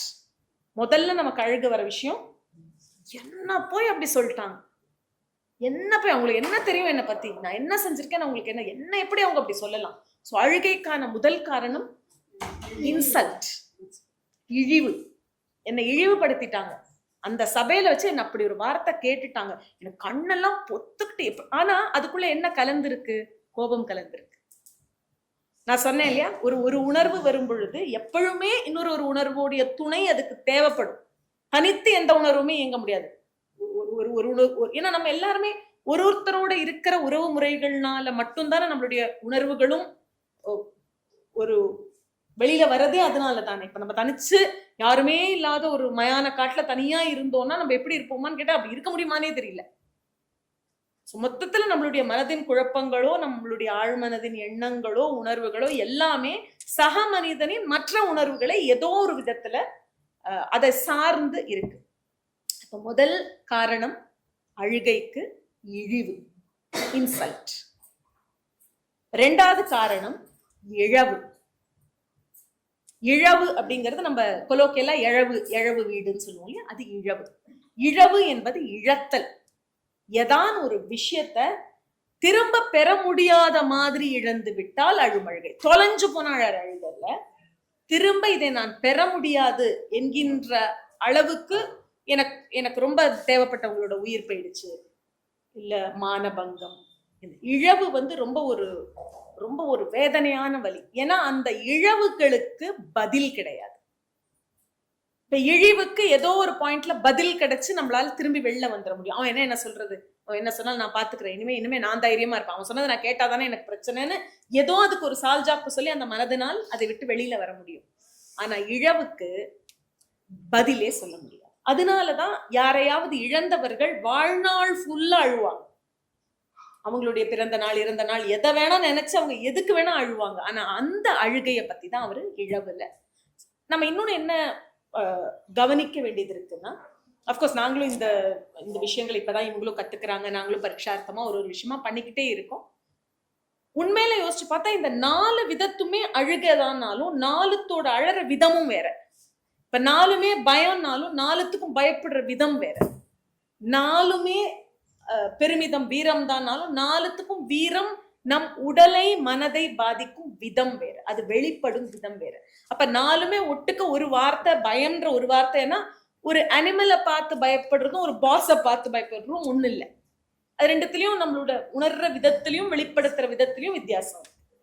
இதே மாதிரி இந்த அழுகையிலையும் ஒருத்தர் நம்மளை இழிவுபடுத்தி நம்மளை அழும் பொழுதும், நம்ம ஒரு விஷயத்த திரும்ப பெற முடியாத அளவு தொலைத்து விட்டு அழும் பொழுதும் ஒரு அந்த டிகிரியில பயங்கர வித்தியாசம் இருக்கு. அப்ப இந்த ஐடியாக்குள்ள நம்மளுடைய பாடல்களை நம்ம செலுத்தி பார்த்தா நமக்கு தெரிஞ்சிடும், ஓஹோ இதுக்கு எந்த அளவு அழுதா போதும். அப்ப டிஸ்ப்ரப்போர்ஷனேட்டா நம்ம உணர்ச்சிகளை காட்ட வேண்டிய அவசியம் இல்லை. அழுகனாலே ஓவுமாச்சின்னு அழ வேண்டாம். எந்த காரணம், யாரு கூறுவோர், யாரு கேட்போர், எது முன்னம், அந்த சூழலில் எவ்வளவு அழுதால் போதும், எவ்வளவு அழ வேண்டும், இந்த வித்தியாசங்கள்.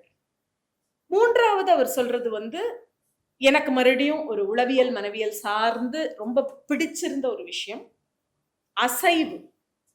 அசைவுங்கிறது இயலாமை, இயலாமை தரும் அழுகை. இத நம்ம எப்படியும் பார்க்கலாம்னா, இப்ப இந்த டிப்ரெஷன் எல்லாம் சொல்றோம்ல, ஒன்னும் காரணக்காரி, உங்களுக்கு தான் எல்லாம் நல்லா தானே இருக்கு, உனக்கு என்ன இப்ப டிப்ரெஷனுக்கு அப்படின்னு கேட்போம் எதிராளியை. ஆனா அந்த மனம் ஒருவித இயலாமையை அனுபவித்துக் கொண்டிருக்கின்றது, அதனால் தன்னை செலுத்திக் கொள்ள இயலவில்லை. சோ அந்த நேரத்தில் இருக்கின்ற அழுகை, அந்த அழுகை ஒப்பாரியாக இருக்கணும்னு அவசியம் இல்லை. அது ஒரு உள்ளுக்குள்ளே நான் வெளியில தான் சிரிச்சிட்டு இருக்கேன், உள்ள அழுதுட்டு இருக்கேன்னு சொல்ற நிறைய பேரை நம்ம பாக்குறோம். அது அந்த மாதிரி ஒரு அழுகை. இத அசைவு அப்படின்னு சொல்றாரு. 4வது ரொம்ப முக்கியமான அழுகைக்கான காரணம் வறுமை. தீராத வறுமையில இருக்கிறவன் அழற அழுகையும், திரும்ப பெற முடியாம உன்னை இழந்தவன் அழுகிற அழுகையும் ஒண்ணு கிடையாது. ஆனா ரெண்டும் அழுகைன்ற, இந்த தீராத வறுமையில இருக்கிறவன் கண்ணுல தண்ணி கூட வராது. ஒரு ரொம்ப பாதிக்கப்பட்டு ஒரு கீழ்நிலையில கடைநிலையில இருக்கும் ஒரு ஏழை பசித்தவனை நாம் பார்த்தோம்னா அவன் கண்ணுல ஜீவனே இருக்காது, அவன் எங்கேருந்து அழகு. ஆனா அது அழுகைதான். ஒரு வெறிச்ச பார்வையை நம்ம எல்லாருமே இந்த மாதிரி யாரையாவது பார்த்திருப்போம். அவங்க தாயாருன்ற நினைவும் இல்லாம ஒரு ஒரு பரிதவிக்கும் ஒரு ஏழ்மையில், மேபி அவங்கள சார்ந்து ஒரு குழந்தை இருக்கலாம், அவங்கள சார்ந்து ஒரு குடும்பம் இருக்கலாம், அந்த கவலைகள். ஆனா அந்த கவலையும் அந்த அழுகையும், நம்ம ஆரம்பத்துல சொன்ன இன்சல்ட்டுக்கு அழுற அழுகையும் ரொம்ப வித்தியாசம். சோ இந்த 4 காரணிகளை அவர் சொல்றாரு. இந்த இடத்துல நம்ம வறுமையை எப்படியும் புரிஞ்சுக்கலாம்னா, இப்ப 4 சொன்னார் இல்லையா, இழிவு, இழவு, அசைவு, வறுமை. அறிவு வறுமையா கூட இருக்கலாம், வறுமை எந்த லெவல் வறுமையா வேணா இருக்கலாம். இப்ப நம்ம பண வறுமை, சாப்பாடு வறுமைன்ற மாதிரி ஒரு வறுமையை நான் புரிஞ்சுக்கிட்டு நான் சொல்றேன். ஆனா நீங்க யோசிச்சு பாருங்க, அறிவில் வறுமையாக இருப்பவர்களுக்கும் அழுகை வரும்ல. என்னடா எனக்கு மட்டும் இவங்க என்ன சொல்றாங்கன்னே புரிய மாட்டேந்தே, எத்தனையோ விஷயம் நமக்கும் அப்படி இருக்குல்ல, என்னென்னமோ பேசுறாங்க சத்தியமா புரியலையேன்ற நிலைமையில நம்ம இருக்கும் பொழுது இருப்பதும் வறுமைதான். சோ அந்த நேரத்தில் நமக்கு இருக்கும் வறுமையும் நமக்கு ஒருவித இயலாமையை கொடுத்து ஒரு அழுகையை கொடுக்கும். சோ எந்த கேட்டகரிக்குள்ள நம்ம போறோம் ரொம்ப ஸ்ட்ரிக்டாலாம் பார்க்க முடியாது. ஆனா இந்த புரிதல் நமக்கு ஒரு மொத்தத்துல ஒரு சொல்லிக் கொடுக்கும் பொழுதோ, நம்ம ஒரு நாட்டியத்துக்கு வடிவமைக்கும் பொழுதோ ஒரு வித தெளிவை கொடுக்கும். இதனோட பார்த்துடலாமா? இதுக்கு உதாரணம் என்ன பண்ண போறீங்க? சோ திருமணமான இதுக்கும் இந்த பாடல் எதுவும் இருக்குல்ல, இந்த பாடலுடைய பொருள் படி என்னன்னா, நாங்க அதை எப்படி புரிஞ்சு எடுத்திருக்கோம், நான் எது எந்தெந்த சோர்ஸ்னு உங்களுக்கு சொல்றேன். நான் அந்த நோட்ஸா எடுத்துட்டு வரல, நான் உங்களுக்கு மெசேஜ் பண்ணேன். இந்த பாடல்ல எப்படி இருக்குன்னா, இதுவும் ஒரு சங்க இலக்கியம் சார்ந்த ஒரு பாடல். திடீர்னு அந்த பொண்ணுக்கு ஒரு டிவோர்ஸ் நோட்டீஸ் மாதிரி ஒண்ணு வருது. நாங்க அந்த ப்ரிலூட வச்சிருக்கோம். ஒரு பிரிவு பத்தின ஒரு செய்தி வருது, நான் வேற ஒரு பெண்ணோட போறேன். அந்த தருணம் ஒரு பெண்ணுக்கு எப்படி இருக்கும்? தான் எல்லாமா நம்பிக்கிட்டு இருந்த ஒரு ஆள் தன்னை விட்டு பிரிந்து வேறு ஒருவரிடம் செல்ல போகின்றான், சென்று விட்டான், தன்னை கைவிட்டு விட்டான்றத அந்த அதிர்ச்சிய கேட்கிற அந்த பொண்ணு உடைய அழுகை. அதை நீங்க இழிவுன்னு எடுத்துக்கலாம், இழவுன்னு எடுத்துக்கலாம். அது எந்த டிகிரியில அமையுதுங்கிறத பொறுத்து அவளுக்கு இன்சல்ட் ஆகியும் ஹர்ட் வரலாம். என்ன போய் இப்படி பண்ணிட்டாரேனும் இருக்கலாம். நான் திரும்ப பெற முடியாத அளவு இழந்து விட்டேனே, நான் என்னெல்லாம் இழந்தேனோ இப்ப திரும்ப என்னதான் நான் வாழ்ந்தாலும் எனக்கு அது கிடைச்சிடுமாங்கிற இழவும் அதை எடுத்துக்கலாம். பிறரால் இழிவுபடுத்தப்படும் போதும் மரணம் போன்ற மீள முடியாத இழப்பும் மனதின் குழப்பங்களும் தீரா வறுமையும் அழுகை எனப்படும் சோகத்தினை ஏற்படுத்தும். Insult, loss, inability and impoverishment cause pathos or அழுகை.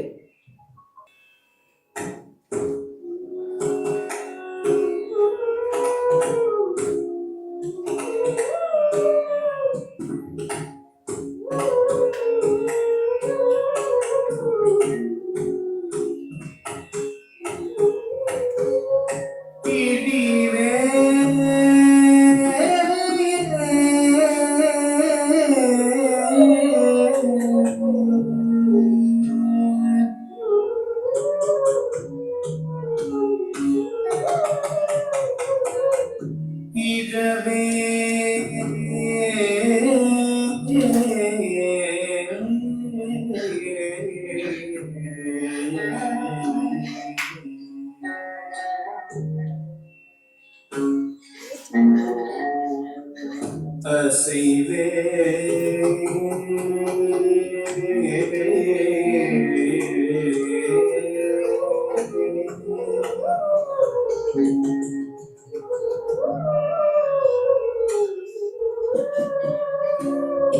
வறுமை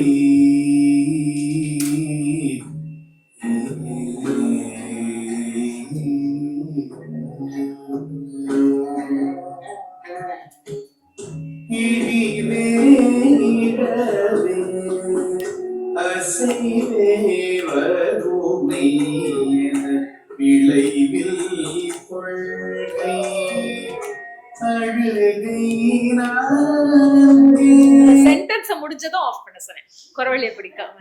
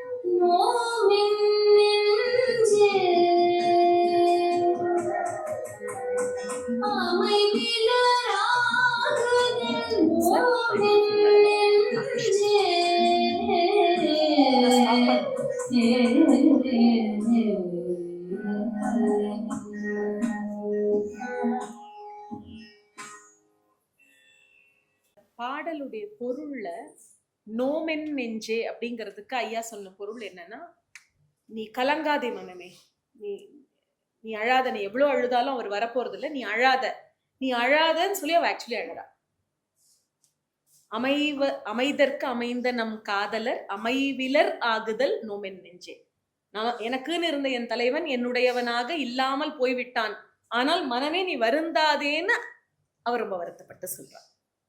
நீ அழாதரை, நம்ம பாத்துக்கலாம், நீ அழாத அப்படின்னு அவர் ரொம்ப அழுகையோட சொல்ற மாதிரியான ஒரு பாடல். இந்த பாடல்கள்லாம் இந்த ரெண்டு வரி தான் நாங்க பண்ணிருக்கோம். சிறு சிறு பாடல்கள் தான். அதனுடைய அந்த அந்த வீரியம் குறித்து அது அந்த கருத்தை முன்னிறுத்துறதுக்காக பண்ணிருக்கோம். இது அழுகை முடிச்சது. வெகுளி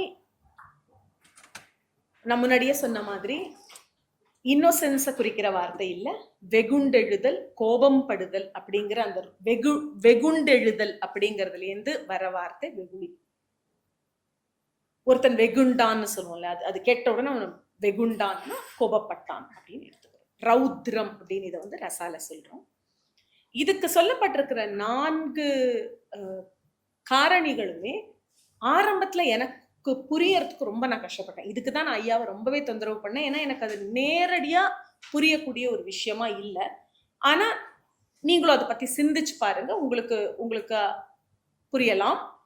நானும் இது அந்த வெகுளியை பொறுத்த வரைக்கும் மெய்ப்பாடுல நான் இன்னமும் சிந்திச்சுக்கிட்டு இருக்கேன். ஆனா எனக்கு இப்ப ஓரளவு அதுல ஒரு புரிப்படுதல் கிடைக்குது. எதனால சொல்லியிருக்காருன்றது, என்ன சொல்லியிருக்காருன்றது புரியுது. பட் எதனால இது இப்படி இருக்குமா அப்படின்றது முதல்ல அவர் சொல்றது என்னன்னா, உருப்பறை.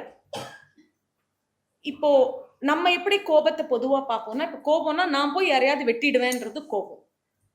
ஆனா யாரோ என்னுடைய அங்க அவயங்களை வெட்டி விட்டார்கள் என்றால் அவர்கள் மீது எனக்கு இருக்கும் கோபம் ஒரு ஒரு ஒரு வெஞ்சன்ஸ் மாதிரி. உருப்பறை என்பது நம்மளுடைய உடல் பாகத்தை, கையை வெட்டிட்டாங்க, மியூட்டிலேட் பண்ணிட்டாங்க, கையை வெட்டிட்டாங்க, காலை வெட்டிட்டாங்கன்னா அந்த வெட்டுப்பட்ட பர்சனுக்கு வாழ்க்கை ஃபுல்லா ஒண்ணு இருக்கும்ல, என்ன இப்படி பண்ணிட்டல்ல, அதை என்னன்னு சொல்லுவோம். வெட்டுனா வந்து ஒரு கோமா வெட்டிருப்பாள், அந்த கோவத்தை அவர் சொல்லல, அத வெகுளிக்கு காரணமா சொல்லல. ஆனா என் உடலை செயலிழக்க செய்த ஏதோ, அது ஒரு ஆக்சிடென்டா கூட இருக்கலாம். ஒரு ஆக்சிடென்ட்ல அவங்களுக்கு வாழ்க்கை ஃபுல்லா அந்த ஒரு கோவம் இருக்கும். ஏன் அப்படி, எனக்கு மட்டும் ஏன் இப்படி நடந்தது, என்ன மட்டும் ஏன் அப்படி பண்ணாங்க, அந்த கோவத்தை அவர் முதல்ல முன்னிறுத்துறாரு. அத வந்து உருப்பறை அப்படின்னு சொல்றாரு. ரெண்டாவது அவர் சொல்றது வந்து குடிகோள். குடிகோள் அப்படிங்கிறதும் கொஞ்சம் ஒரு இமீடியட்டா புரியறதுக்கு ரொம்ப ஈஸியான ஒரு கோவமா இருக்காது. ஏன்னா அவர் வந்து கோவத்துக்கு வந்து ஒரு சாதாரண காரணிகளை, ஒரு சாதாரண கோவத்தை பத்தி அவர் பேசல. ரௌத்ரம் அப்படிங்கிற அந்த வெகுண்டெழும் அந்த அளவு கோபத்தை பத்தி பேசுறாரு. குடிகோள் அப்படின்றத எப்படி சொல்றாருன்னா, நம்மளை அரசாள்றவங்க நம்மளை பிரிச்சு வேலை செஞ்சா அந்த 2 குரூப்புக்குமே ஒரு பாயிண்ட்ல அரசாளுபவர்கள் மேல் கோபம் வரும். பிரித்தாளும் மன்னனின் பால் மக்களுக்கு ஏற்படும் கோபம். கடைசியில எங்களை இப்படி ஒண்ணுமில்லாம ஆக்கிட்டல்ல அப்படின்ற ஒரு மன்னனின் பால், நான் பொதுவா அரசியல்ல வந்து சகஜமா இருக்கிற விஷயம் பிரித்தாளுவது. அந்த பிரித்தாளும் சமயத்தில் பிரித்தாளப்படும் மக்களுக்கு மன்னனின் பால் ஏற்படும் கோபம். The rage towards the ruler. that நீ என்ன ஏன் இப்படி பண்ற, என்ன ஏன் இப்படி ஒண்ணு இல்லாம ஆக்கி வச்சிருக்க அன்றதுல வர்ற கோவத்தை குடிகோள் அப்படின்னு சொல்றாங்க. அடுத்தது அலை. அலை என்பது உள்ளேந்து நமக்கு வர ஒரு காரணமற்ற கோபம். கோபமே மூர்க்கத்தனமானது. அந்த மூர்க்கத்தனமான கோபத்துக்கு காரணமும் இல்லைன்னா அது இன்னும் அதிக மூர்க்கத்தனமாது. ஸோ இந்த அலையை தான் பர்சனல் ஆங்கரா எடுத்துக்க முடியும். அதாவது நான் ஏதோ ஒன்று தொலைச்சிட்டு வீட்டுல நான் கத்துறது, நான் லேட்டா எந்திரிச்சிட்டு நான் வீட்டுல இருக்கிறவங்கள கடுகடுங்கிறது, தேவையில்லாத சந்தர்ப்பங்கள்ல குரலை ஒஸ்தி பேசுறது, ஒரு குழப்ப மனநிலையிலிருந்து கோபப்படுவது. ஸோ பர்சனலி அந்த மாதிரி இருக்கிற அதெல்லாம் அலையில வரும். 4வது கொலை. இந்த அலைங்கிறது வந்து கன்ஃபியூஷன், ஆக்சுவலி வந்து ஒரு குழப்ப மனநிலை. அந்த குழப்ப மனநிலையில எனக்கு தெளிவு இல்லாததுனால நான் ஒழுங்கா கேட்டிருக்க மாட்டேன், நான் ஒழுங்கா பார்த்திருக்க மாட்டேன். ஆனா அந்த நேரத்துல எனக்கு மன்னிப்பு கேட்கறத விட சுலபமா வரக்கூடியது கத்துறது. எல்லாருமே அது இயல்பா பாக்குற ஒரு விஷயம் தான் கோபத்துல. கொலை என்பது மீண்டும் அந்த உருப்பறை மாதிரியே கண்கூடா ஒருவர் இறப்பதை, நமக்கு வேண்டியவர் கொல்லப்படுவதை பார்க்கும் பொழுது, இந்த தமிழ் சினிமாலெல்லாம் ஆர் இந்தியன் சினிமாஸ்லயே நிறைய பார்க்குற ரிவெஞ்ச் மூவிஸ் இருக்கும்ல, நீ எங்க அப்பாவை கொன்னதுனால, நான் உங்க அப்பாவை கொன்னதுனால, உன் பையன் என்ன கொன்னதுனால, அந்த மாதிரி அந்த சங்கிலி வளர்ந்துகிட்டே போகும்ல, அந்த கோபம் கொலை. பழி வாங்கும், பழி தீர்ப்பேன் அப்படின்னு, அந்த நீங்க என்ன அப்படி பண்ணீங்கல்ல, அப்ப பண்ணாங்கல்ல, அதுக்காக என் பேரை வந்து உன்னை கொல்லனால அந்த அந்த மூவியோட செகண்ட் சீக்வல்ல வந்து இவரோட பேரை அவரை கொல்லுவாருன்ற அந்த ஒரு விஷியஸ் சைக்கிள்னு சொல்லுவோம். அதை முடிவே இல்லாம ஒன்ன நான் கொல்வேன், என்ன நீ கொல்வேன்னு வெட்டிக்கிட்டு சாவது இருக்குல்ல, அதை வந்து கொலை அப்படின்னு சொல்றாரு. இந்த பழி தீர்த்தலில் இருக்கும் ஒரு வித கோபம். இது நாலும். ஸோ இது என்னென்னா உருப்பறை, குடிகோள், அலை, கொலை. இந்த நான்கும் உச்சக்கட்ட கோபத்திற்கான அடிப்படை காரணமா சொல்றாரு. அது இல்லாம இதுல தனியா பண்றது என்ன பண்றீங்க, இதுல வந்து ஒரு அலைய தான் பண்றோம். உருப்பறை, குடிகோள், அலை, கொலையில வந்து நாங்க இன்னைக்கு காமிக்க போறது வந்து அலை, அதை காமிக்கிறோம். அதன் காரணம் இல்லாம நம்மளோட பிரச்சனைக்கு மத்தவங்களை கொச்சுக்கிறது. இதுக்கு ஒரு சங்க இலக்கிய பாடல் எப்படி இருக்குன்னா, ஒருத்தி காதல் வயப்பட்டு இருக்காள், ஊர்ல இருக்கிறவங்க எல்லாம் நிம்மதியா தூங்குறாங்க, அவளால தூங்க முடியல. ஏன்னா அவளுக்கு அவ என்ன நினைச்சாலும் அது இன்னும் நடக்கல, அவளுடைய தலைவனை அவள் சென்று சேரவில்லை, தலைவன் வந்து தன்னிடம் சேரவில்லை. அந்த ஒரு ஒரு கடுப்பு அவளுக்கு இருக்கு. அதனால தன்னை சுத்தி தூங்கிட்டு இருக்கிற ஊர் மக்களை பார்த்து திட்டுறா, நீங்களாம் அப்படி தூங்குறீங்களே, நான் மட்டும் இப்படி தூக்கம் வராம முடிச்சிட்டு இருக்கேனே, அப்படியே முட்டுவென் கொல் தாக்குவென் கொல்னு சொல்றேன். எனக்கு யாரையாவது அடிக்கணும் போல இருக்கு, எங்கேயாவது எங்க போய் நான் முட்டிப்பேன். எனக்கு பொதுவாகவே பாத்தீங்கன்னா, நமக்கு ஏதாவது ஒரு சின்ன ஜுரம் இல்ல முடியலன்னு வந்ததுன்னா ராத்திரியில அந்த நோய்க்கு ரொம்ப கொண்டாட்டம். இப்ப ராத்திரில மத்தவங்க நிம்மதியா தூங்கும் போது நமக்கு எரிச்சலா வரும், எல்லாரும் தூங்குறாங்களே. நான் அந்த கோபத்தை வந்து அலையில காமிக்கிறோம். அந்த பாடல், அதுதான் அந்த பாடலுடைய பொருள். யார போய் அடிப்பேன், என்ன யார போய் முட்டுவேன், இப்படி என்னோட கஷ்டத்தை புரிஞ்சுக்காம ஊரே தூங்குதே, எனக்கு இவங்கெல்லாம் ஏஞ்சி ஏதாவது செய்யக்கூடாதான்னு நடுராத்திரில ஒத்தி அழுதா அந்த கோபத்தை என்னன்னு சொல்றது, ஒரு பொருளற்ற ஒரு கோபம். அவயங்கள் துண்டிக்கப்படுவதும், அரசு மக்களை பிரித்தாளுவதும், வஞ்சிக்கப்படுவதும், உயிர்கொலையை நேரில் காண்பதும் வெறுப்பு நிறைந்த கோபத்தினை ஏற்படுத்தும். Mutilation, captivity, inability to control a situation, and murder cause revenge and anger. Veguri.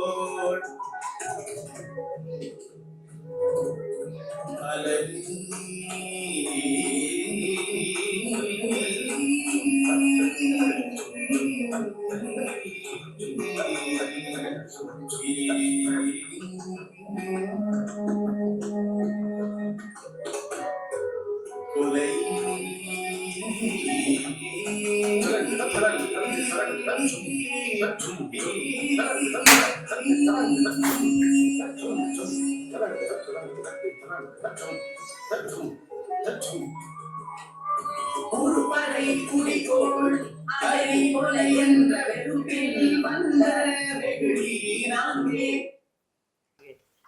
உருப்பறை, குடிகோள், அலை, கொலை என்ற வெறுப்பின் வந்த வெகுளி நான்கு. 4 சூழ்நிலையிலுமே ஒருவித வெறுப்பு தான் அதனுடைய அடிப்படை காரணமா சொல்லப்படுது.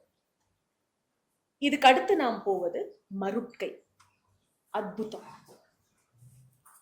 ஆச்சரியம் அப்படின்னு நம்ம நாட்டியத்துல பொதுவா பார்க்கும் பொழுது என்ன, எதை காட்டும், எதை ஆச்சரியமா முதன்மைப்படுத்தி சொல்வது, எதை பார்த்தா ஆச்சரியப்படுவோம்? நிறைய விஷயங்கள், பட் முதன்மையா பண்ண முடியாத விஷயத்த பண்ணினா, பெருச பார்த்தா, பெருசு அதிசயமா, பெருசு அதிசயம்ன்றதே. அதிசயம்னா என்னன்னு கேட்கும் பொழுது, பெரிய விஷயங்களை பார்த்தா அதிசயப்படுவோன்றது நமக்கு நல்ல புரியற ஒரு விஷயம். இதுல 4 இவர் என்ன சொல்றாருன்னா, முதல் விஷயம் புதுமை. புதுசா பார்த்தா ஆச்சரியப்படுவோம். இந்த புதுசா பார்த்தா ஆச்சரியப்படுவோங்கிறதுக்கு எனக்கு உடனடி புரிதலுக்கு உதவியாக இருந்தது பட்டி காட்டா முட்டாய் கடையை பார்த்தா மாதிரின்னு ஒரு விஷயம் ஒண்ணு. ஹேன்னு பாக்குறதும் ஆச்சரியம் தான். ஆச்சரியம்னா எப்பயுமே இப்படி கை வச்சு ஒரு ஒழுக்கத்தோட அப்படி அது இல்ல, ஹேன்னு பாக்குறதும் ஆச்சரியம் தான். நம்ம அந்த ஆச்சரியத்தை ரொம்ப அதிகம் பயன்படுத்துறது இல்ல. இப்படி புது ஊருக்கு போனா, இப்ப நாங்க ரஷ்யா போனப்போ அப்படிதான் பார்த்தோம். வாங்குற வழியெல்லாம் கொஞ்சம் லைட்டா வாயை மட்டும் முடிக்கிட்டோம், ஏன்னா பார்த்தா டீசென்டா இருக்காதுன்னு. அதர்வைஸ் அந்த அந்த வாயில ஈ போறது தெரியாம ஆன்னு பாக்குறது இருக்குல்ல, அந்த அந்த பார்க்காத விஷயங்களை பார்க்கும் பொழுது ஏற்படுற அதிசயத்தை புதுமை அப்படின்னு சொல்றாரு மருட்கை. அடுத்தது பெருமை. ரொம்ப உயர்வா இருக்கிற ஹைட், பிக், நம்ம நினைச்சதை விட விசாலமா விஸ்தாரமா இருக்கிற விஷயங்களை பார்த்தா நமக்கு அப்பா இவ்வளவு பெரிய பில்டிங்கா எப்படா கட்டினாங்க அந்த ஆச்சரியம் பெருமை. மூணாவது அவர் சொன்ன விஷயம் எனக்கு ரொம்ப புதுசா இருந்தது. உங்கள பல பேருக்கு அது இது எனக்கு முன்னாடியே தெரியுமே இருக்கலாம், ஆனா பர்சனலி எனக்கு அது ரொம்ப புதுசா இருந்தது. அவர் சொல்ற மூணாவது விஷயம் சிறுமை. ரொம்ப குட்டியா எதை பார்த்தாலும் நம்ம ரொம்ப ஆச்சரியப்படுவோம். அதனாலதான் அந்த குட்டி குட்டி பப் நாயெல்லாம் எல்லாருக்குமே ரொம்ப பிடிக்கும். ரொம்ப ஸ்வீட்டா இருக்குல்ல, குட்டியா அந்த குட்டியா நம்ம குட்டி பூச்சி, ஒரு சின்ன விஷயம், ஒரு அரிசியில இருக்கிற கலை, அதை நம்ம ஆச்சரியமா தான் பாக்குறோம் ஆக்சுவலி. ஆனா ஸ்டேஜ்ல நம்ம அதை அதிகம் காட்டுறது இல்லை. எப்பயுமே அந்த விசாலமான பெரிய ஆச்சரியத்தை காட்டுற அளவு நுட்பத்தை பார்த்து நாம் அதிசயிக்கின்றோம். நுட்பம் நமக்கு ஒரு தீவிரமான ஒரு ஆச்சரியத்தை கொடுக்கின்றது.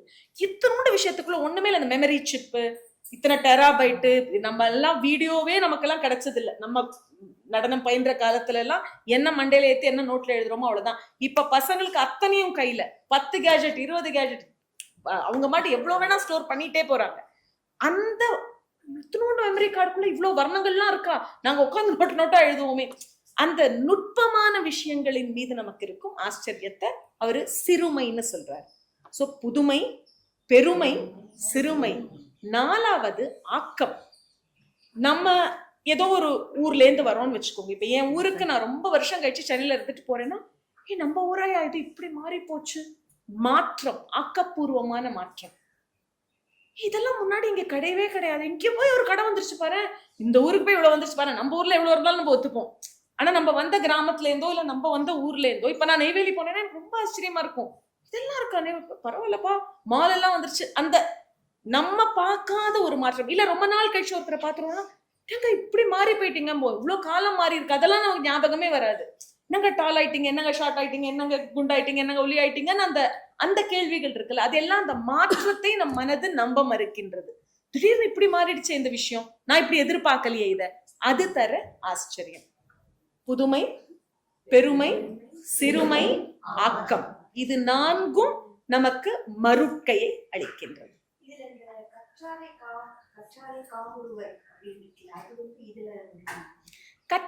கற்றாரை காமுறுவர் ஆச்சரியத்துல வருமானு எனக்கு சொல்ல தெரியல, வீரத்துல வேணா வரக்கூடும்.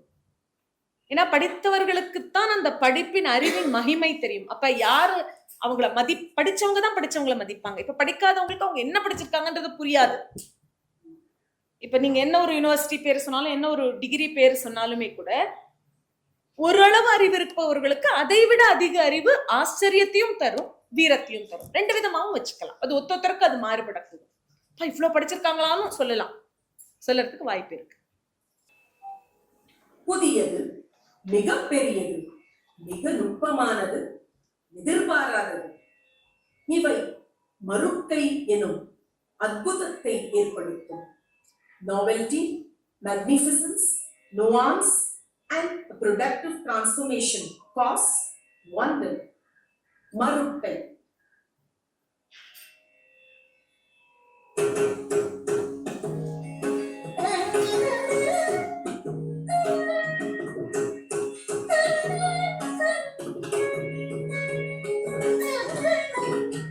புதுமை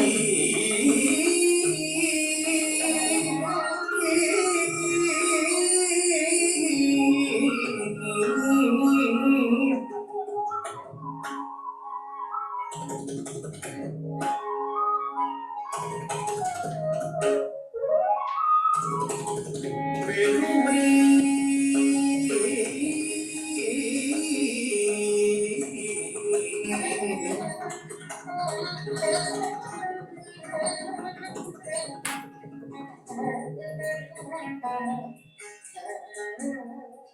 சிறுமை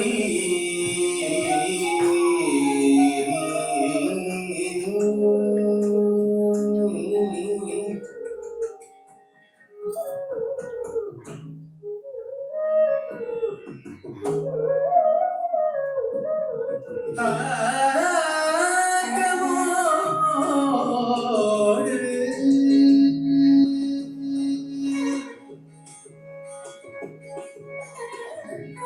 புதுமை பெருமை சிறுமை ஆக்கமோடு வலிமை சாரே புதுமை. இதுக்கு ஒரு பாரதியார் பாடல் வந்து எடுத்து பண்றோம். சிறுமைக்கான உதாரணமா பண்றோம். பெருமை சிறுமை எல்லாத்துக்குமே ஒரு உதாரணம் தரும். அது புரியுது இல்லையா? அந்த ஸ்ட்ரக்சர்ல தான் பண்ணிட்டு வரோம். ஸோ இதுல புதுமை பெருமை சிறுமை ஆக்கமோடுல சிறுமை ஆச்சரியம் இருக்கு இல்லையா? அது பாரதியோட ஒரு பாடல் எப்படி இருக்குன்னா, பொல்லாபிரமா புகுந்து விட்டாய் அம்மா ஓ அப்படின்னு ஒரு பாடல் இருக்கு. அதுல அவர் சொல்லிக்கிட்டே வரும்பொழுது என்ன சொல்றாருன்னா, பிரம்மனே இறைவனே, நீ வந்து பெரிய பெரிய விஷயங்கள் எல்லாம் படைச்ச, பஞ்சபூதத்தை படைச்ச, அதெல்லாம் கூட எனக்கு பெரிய ஆச்சரியமா இல்ல. ஆனா அந்த நாதத்தை எப்படி படைச்ச, அந்த இசையின் ஸ்ருதியை எப்படி படைச்ச, அந்த ஒலியின் சிறு ஓசைகளை எப்படி படைச்ச, அந்த நுட்பத்தை நீ கொடுத்து என்ன ரொம்ப ஆச்சரியப்படுத்திட்ட. விதவிதமான சிறு சிறு ஜீவராசிகளை இந்த இந்த இந்த உலகத்தில் சமைத்து இந்த எழிலை எப்படி கொண்டு வந்த, பொல்லாபிரமாய் புகுந்து விட்டாய் அம்மாவோ அப்படிங்கிற அந்த பாரதியார் பாடல இயற்கையை வர்ணித்து இருக்குது. ஆனா அதுல அவர் அதிகமா கவனம் செலுத்துறது நுட்பத்துக்கு. அந்த இசை இதெல்லாம் படைச்ச, அதெல்லாம் கூட எனக்கு நினைச்சு பார்க்க முடியுது. ஆனா இத்தனை சன்னமான விஷயங்களை நீ எப்படி கண்டுபிடிச்ச, எப்படி பண்ண அப்படின்னு பிரம்மன் அவர் கேட்கிற மாதிரி ஒரு, அதை படைத்தவனை அவர் கேட்கிற மாதிரி ஒரு.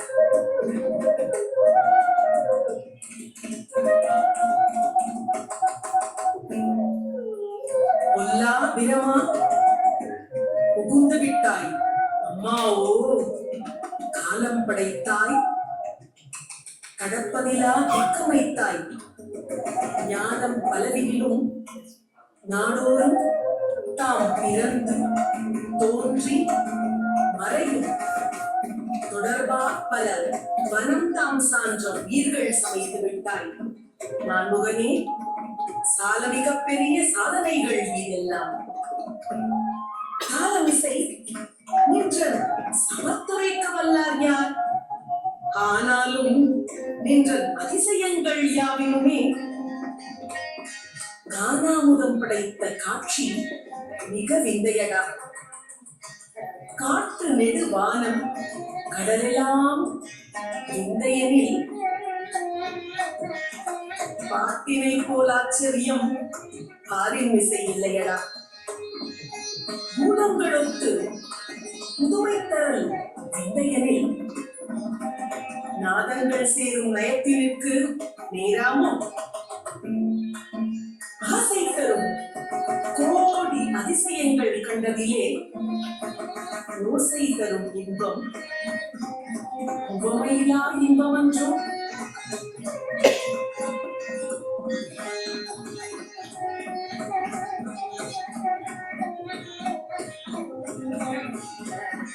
சித்தினை அச்சித்துடன் இணைத்தாய்,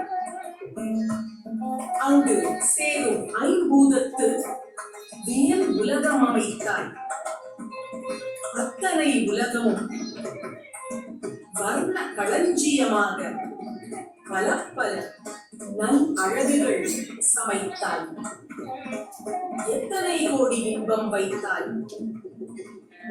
நிறைவா நிறைவா நிறைவா.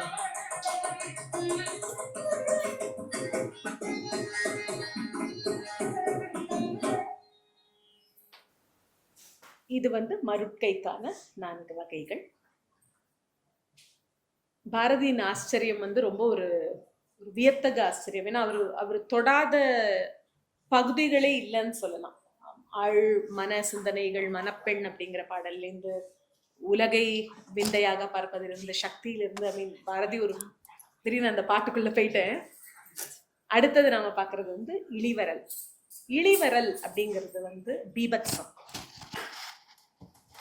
பீபத்சம் பொதுவா நம்ம ரொம்ப குறைவா நிதர்சனமா காட்டுறது மேடையிலன்றது ரொம்ப குறைவு. அது எடுபடாதுன்னோ இல்ல, ஆனா அங்கங்க வரும், வராம இருக்காது. பாடல்களுக்கு நடுவுல ஊடால வர்றது வரும். பட் தனிப்பட பீபத்சமா எடுத்து ஒரு விஷயத்த செய்வோமான்னு கேட்டான்னா கொஞ்சம் ஒரு கேள்விதான். ஏன்னா அது ஒரு போட்டோ போடணும்னா கூட அது மூஞ்சி சுருக்கின்னு அதை எப்படி போடுறதுன்ற மாதிரி எடுக்க மாட்டோம். அண்ட் இது ஒண்ணுதான் பீபத்சத்துக்கு எல்லா அரங்கேற்றல் கார்ட்லயும் ஸ்டாண்டர்டா இருக்கும். இது ஒண்ணு இப்படி கை வச்சு ஒரு பீபத்சம் ஒண்ணு இருக்கும். இது ஒரு எதை பார்த்தா நமக்கு அருவருப்பு வரும் அப்படிங்கறதுல முதல்ல எல்லாரோட பதிலாவும் இருக்கக்கூடியது குப்பைகள், கழிவுகள், தேவையற்ற பொருட்கள். இதெல்லாம் பார்த்தா சுத்தமா பிடிக்காது. அது பார்த்தாலே நமக்கு எரிச்சல் வரும், அது உள்ளேந்து கொமட்டி வரும்ன்ற மாதிரி நிறைய விஷயங்கள் தெரியும். இதுக்கும் இந்த மனிதர் தொல்காப்பியர் ஒரு மனிதர் அப்படிங்கிறத நான் திரும்ப திரும்ப சொல்லிக்கிறேன். ஏன்னா ரொம்ப ஒரு ஒரு சரியான ஒரு சிந்தனை போக்கு. அதுக்காக முன்னாடி இருந்தவங்க எல்லாம் முட்டாள், இப்ப எவல்யூஷன்ல தான் நம்மளாம் அறிவாளியா இருப்போம்லாம் இல்லை.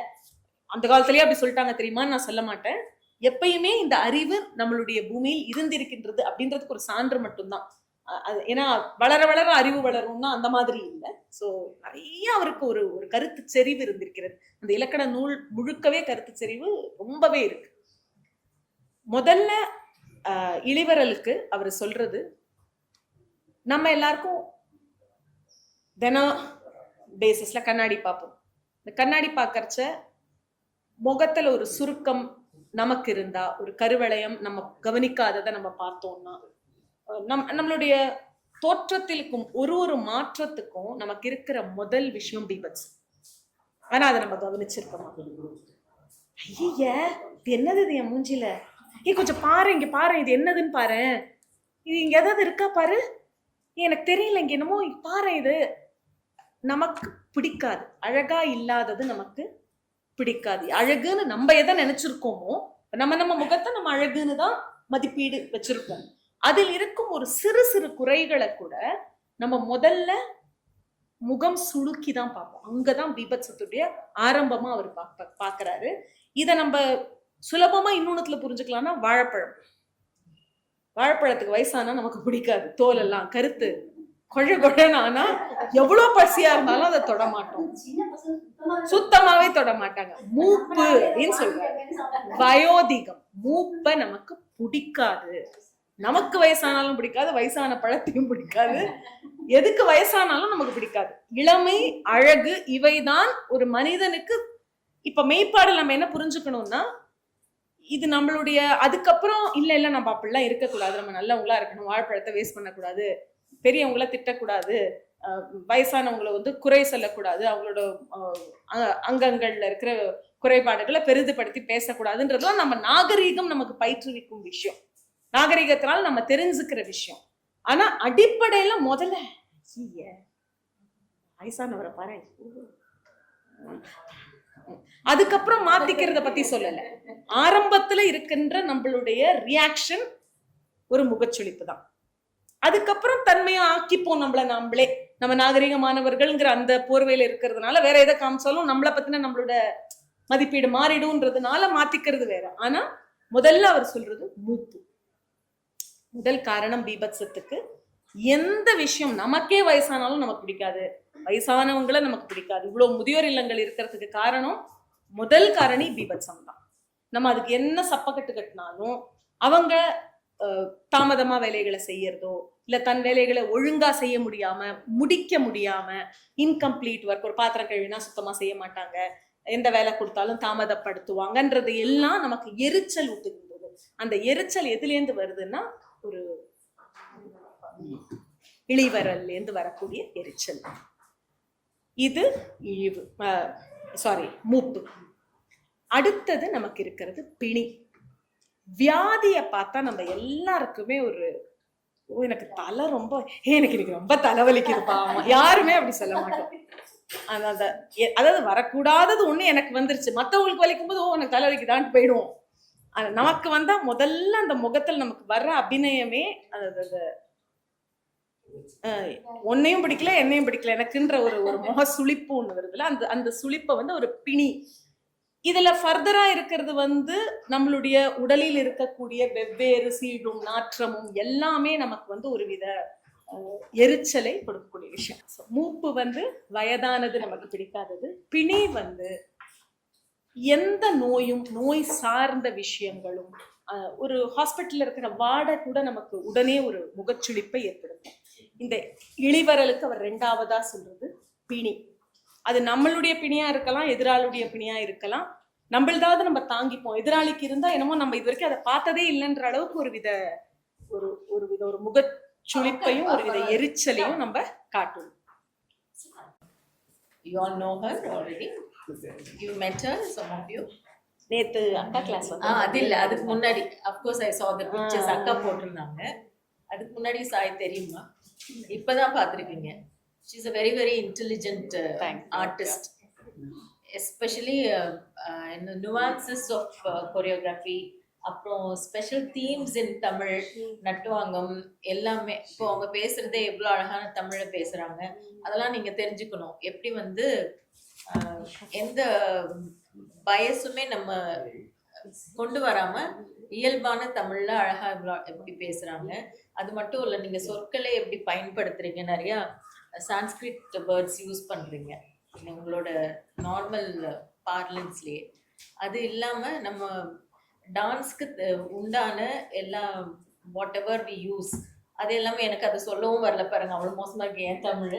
பட் ரொம்ப அழகா அதோடைய இயல்பான வார்த்தைகளை யூஸ் பண்றதெல்லாம் ரொம்ப ஃப்ளூயண்டா வரும் சாய்க்கு. Very very intelligent thinking artist. அது மட்டும் இல்லை, ரொம்ப சோஷியலி அவேரான ஆர்டிஸ்ட்.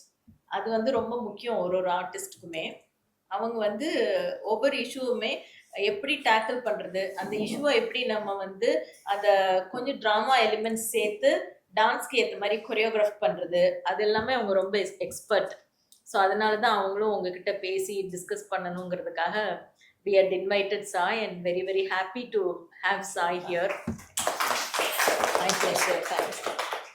அவங்க நிறைய ரிசர்ச்சும் பண்ணியிருக்காங்க, தமிழ் சார்ந்த ரிசர்ச் நிறைய பண்ணியிருக்காங்க. மெய்ப்பாடுன்னு தொல்காப்பியத்துல இருந்து எடுத்து உங்கள்கிட்ட சொன்னாங்களான்னு தெரியல, அதுதான் பண்ணிருக்கேன். Oh very nice very nice. So அந்த மாதிரி ரொம்ப தமிழை ஆழ்ந்து அதை உணர்ந்து அதை எப்படி டான்ஸா அதை டிரான்ஸ்லேட் பண்றது அப்படிங்கிறத you should learn from Sai. So that's why we have decided to invite Sai so that she can have an interaction with you and you also can have continued discussion with her in specialized works. So நம்ம இப்போ இழிவரல் பார்த்தோம், முதல் 2 விஷயம் பார்த்தோம், மூப்பு பிணி. மூன்றாவது இருப்பது வருத்தம். நம்ம பொதுவா சொல்லுவோம்ல, நான் வருத்தத்தை தெரிவித்துக் கொள்கின்றேன் அப்படின்னு சொல்லுவோம். அந்த வருத்தத்துல உள்ள அடங்கி இருக்கிற வார்த்தை என்னன்னா, இதெல்லாம் நீங்க யூஸ் பண்ற ஸ்பெல்லிங்கா? அந்த வருத்தம் அப்படிங்கிற வார்த்தையில நமக்கு இருக்கிறது என்னன்னா, நம்மை குறித்த ஒரு மதிப்பீடு நமக்கு குறைஞ்சு போச்சு. I am ashamed of myself. இங்கிலீஷ்ல சொல்லணும்னா அந்த சாரின்ற ஒரு வார்த்தைக்குள்ள என்ன அடங்கி இருக்கு? I am ashamed of my act. So அதுக்குள்ள இருக்கிற அந்த இகழ்வை தான் இழிவரல் சொல்லுது. இந்த வருத்தம் அப்படிங்கிற மூணாவது இழிவரல் நம் செயல் தவறாகும் பொழுது, சே நான் போய் இப்படி பண்ணிட்டேனே, நான் இப்படி பண்ணியிருக்கவே கூடாது, சே அது இருக்கு இல்லையா, அது ஒரு பீபத்சம், அது ஒரு இழிவரல். ஸோ இளிவரல்ங்கிறது எப்பயுமே வெளியில ஏதோ ஒரு குப்பை இருக்கும், அதை பார்த்துதான் எனக்கு மூஞ்சி சுளிப்பேன்னு கிடையாது. நம் செயல்களும் நம் வார்த்தைகளும் சில நேரத்தில் நம்மை தலை குனிய செய்யும். அந்த நேரத்துல நம்மளை பத்தி நமக்கு ஒரு நம்மளை பத்தி நம்ம ஒரு மதிப்பீடு இருக்கும்ல, அந்த மதிப்பீடு மாறும் பொழுது நமக்கு ஏற்படும் ஒரு முகச்சுளிவு. எதிராளி கிட்ட கூட சாரி சொல்லிடுவோம், அதுக்கப்புறம் நம்ம கொஞ்ச நேரம் தொண்டை இல்லை ஒண்ணுமே இறங்காது. இப்படி பண்ணிட்டோம், நான் இப்படி பண்ணிருக்க கூடாது, நான் இப்படி பண்ணிட்டேன்ன்றது இருக்கு இல்லையா, அத ஒரு இளிவரலா சொல்றாரு. மூப்பு, பிணி, வருத்தம். நான்காவது மென்மை. இந்த மென்மைங்கிறதுக்கான இப்ப இருக்கிற பொருள் மாதிரி மென்மையை நம்ம புரிஞ்சுக்க முடியாது. ஏன்னா சில தமிழ் வார்த்தைகள் முன்னாடி இருந்த பயன்பாட்டில் அதனுடைய பொருளும் அதனுடைய வீரியமும் வேற விதமாக இருந்திருக்கின்றது. இப்பொழுது பார்த்தோம்னா அது வேற மாதிரி இருக்கு. முன்னாடி இருந்தது படி இந்த மென்மைங்கிறது என்னன்னா, ஒருவித இயலாமையில் இருப்பவர்களை பார்த்தால் நமக்கு வரும் ஒரு எரிச்சல், அது பீபத்சம். உதாரணத்திற்கு குடிகாரர்கள், வேறு எந்த விதமான தீய பழக்கங்களுள் ஆட்பட்டு இருக்கிறவங்கள அவங்க பார்த்து ஐயோ அவரு ரொம்ப பாவம் தெரியுமா, அவருக்கு இந்த கெட்ட பழக்கம்லாம் இருக்குன்னு யாருமே சொல்ல மாட்டோம். என்ன இது பழக்கம், இது எத்தனை வாட்டி அந்த ஆளுக்கு சொல்றதுன்னு அது ஒரு முகச்சுழிவோடு தான் சொல்லுவோம். அதுவும் தொடர்ச்சியா ஒரு அதிகப்படியான தீய பழக்கங்களுள் மாட்டி இருக்கிறவங்கள நம்ம ஏதாவது ஒரு கவுன்சிலிங் சென்டர் மாதிரி வச்சிருந்தா வேணா அன்பா பரிவா அவங்கள அக்கறையா பார்ப்போமே தவிர, மிச்சப்படி ஒரு நல்வழக்கங்களில் இல்லாது மீண்டும் மீண்டும் தீய பழக்கங்களில் இருப்பவர்களை பார்த்து நமக்கு இருப்பது இழிவு. நமக்கு அவங்களுக்கு நம்ம கருணை காட்டுவதற்கு தயங்குவோம். அவங்கள பார்த்தா ஒரு முகம் சுளிப்போம். இப்ப தெருவில் யாரோ ஒருத்தர் குடிச்சிட்டு படுத்திருக்காருன்னா அவரை பார்த்தா ஐயோ அவன் படுத்திருக்காருன்னு கிட்ட போய் யாரும் அவன் குடிச்சிருக்கான் அவன் கிடக்காம கிட்ட போவாதான்னு முகம் சுழிச்சிட்டு நம்புவோம். ஸோ இதைதான் அவர் மென்மைன்னு சொல்றாரு. இயலாமை தன்மை ஒரு லெவலுக்கு மேல ஒருத்தருக்கு இருக்கும் பொழுது அவங்கள பார்த்து நம்ம பரிதாபப்பட மாட்டோம். இது உன்னுடைய விதி, நீ அனுபவின்னு சொல்லிட்டு நகர்ந்துருவோம். அதுல நமக்கு இருக்கக்கூடிய ஒரு எரிச்சல் தெரியும். மூப்பு, பிணி, வருத்தம், மென்மை. இப்ப 4 வகைகளை பார்த்துட்டு நம்ம மூப்பினுடைய ஒரு பாடலை எடுத்து பண்ண போறோம். அதுவும் ஒரு சங்க இலக்கிய பாடல். அந்த பாடல்ல இருக்கிறதே என்னன்னா, ஒரு வயதானவர்களை பார்த்து இந்த வளமையும் மாறி இளமையும் மாறி ஒரு எதுக்கும் பயன்படாம நீ இருக்கியே, உன்னை வச்சு நான் சாப்பாடு வேற போடுறேனேன்னு நீங்க மனசுல நினைச்சுக்கணும்னா, ஒரு மருமகள் விரும்பாத ஒரு மாமியார எப்படி, ஒரு மாமியாரையோ ஒரு வயதானவரையோ எப்படி ட்ரீட் பண்ணுவாங்கன்னு. இது நான் செய்தப்போ எனக்கு வந்த ஒரு கமெண்ட் என்னன்னா, அது எப்படி இதை நீங்க என்டோர்ஸ் பண்ணலாம், ஒரு வயதானவர்களே அப்படி கீழ்த்தரமாக பார்க்க கூடாதுன்னு தானே நீங்க சொல்லணும். இதனுடைய பொருள் அது இல்லை. மெய்ப்பாடுல நம்ம சொல்ல வரதே immediate response of the mind. நம்ம மனசு உடனடியா நேர்பட அது இருக்கும் பொழுது எப்படி அதுக்கு ரியாக்ட் பண்ணும், அதுக்கப்புறம் அதை நம்ம மாத்திப்போம் அப்படின்றது வேற. நம்ம அதுக்குள்ள போகல. ஸோ இந்த இடத்துல அதை மட்டும் முன்னிறுத்திட்டு அந்த 4 வரை. முதுமையும் நோயும் குற்ற உணர்வும் இயலாமையும் இழிவரல் எனும் அருவருப்பை ஏற்படுத்தும். Aging, ailment, guilt and inefficiency cause disgust or இழிவரல்.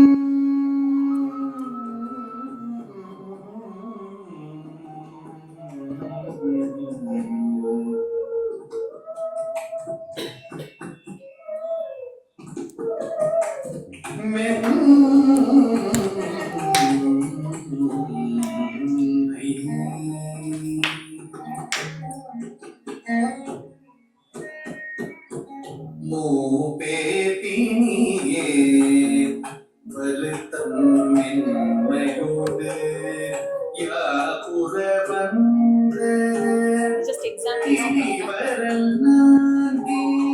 Stop பண்ணிக்கோ கண்ணா. ஒரு எக்ஸாம்பிள் 4 டைம்ஸ்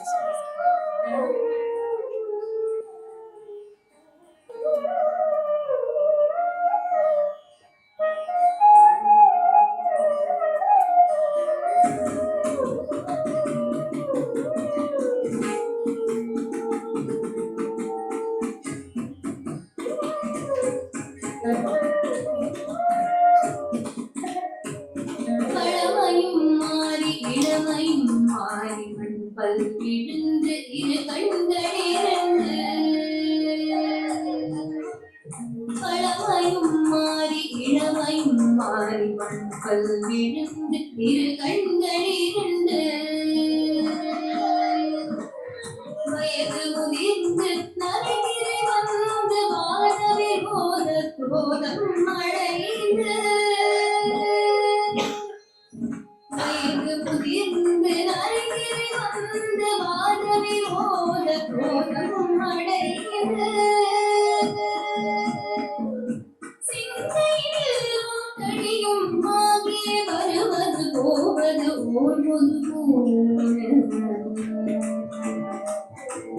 நந்தியனும் படி தூங்கி நடந்து மதியும் அடிந்து செலுத்தி வந்து வாயறியாமல் விடாமல் ஒழிந்து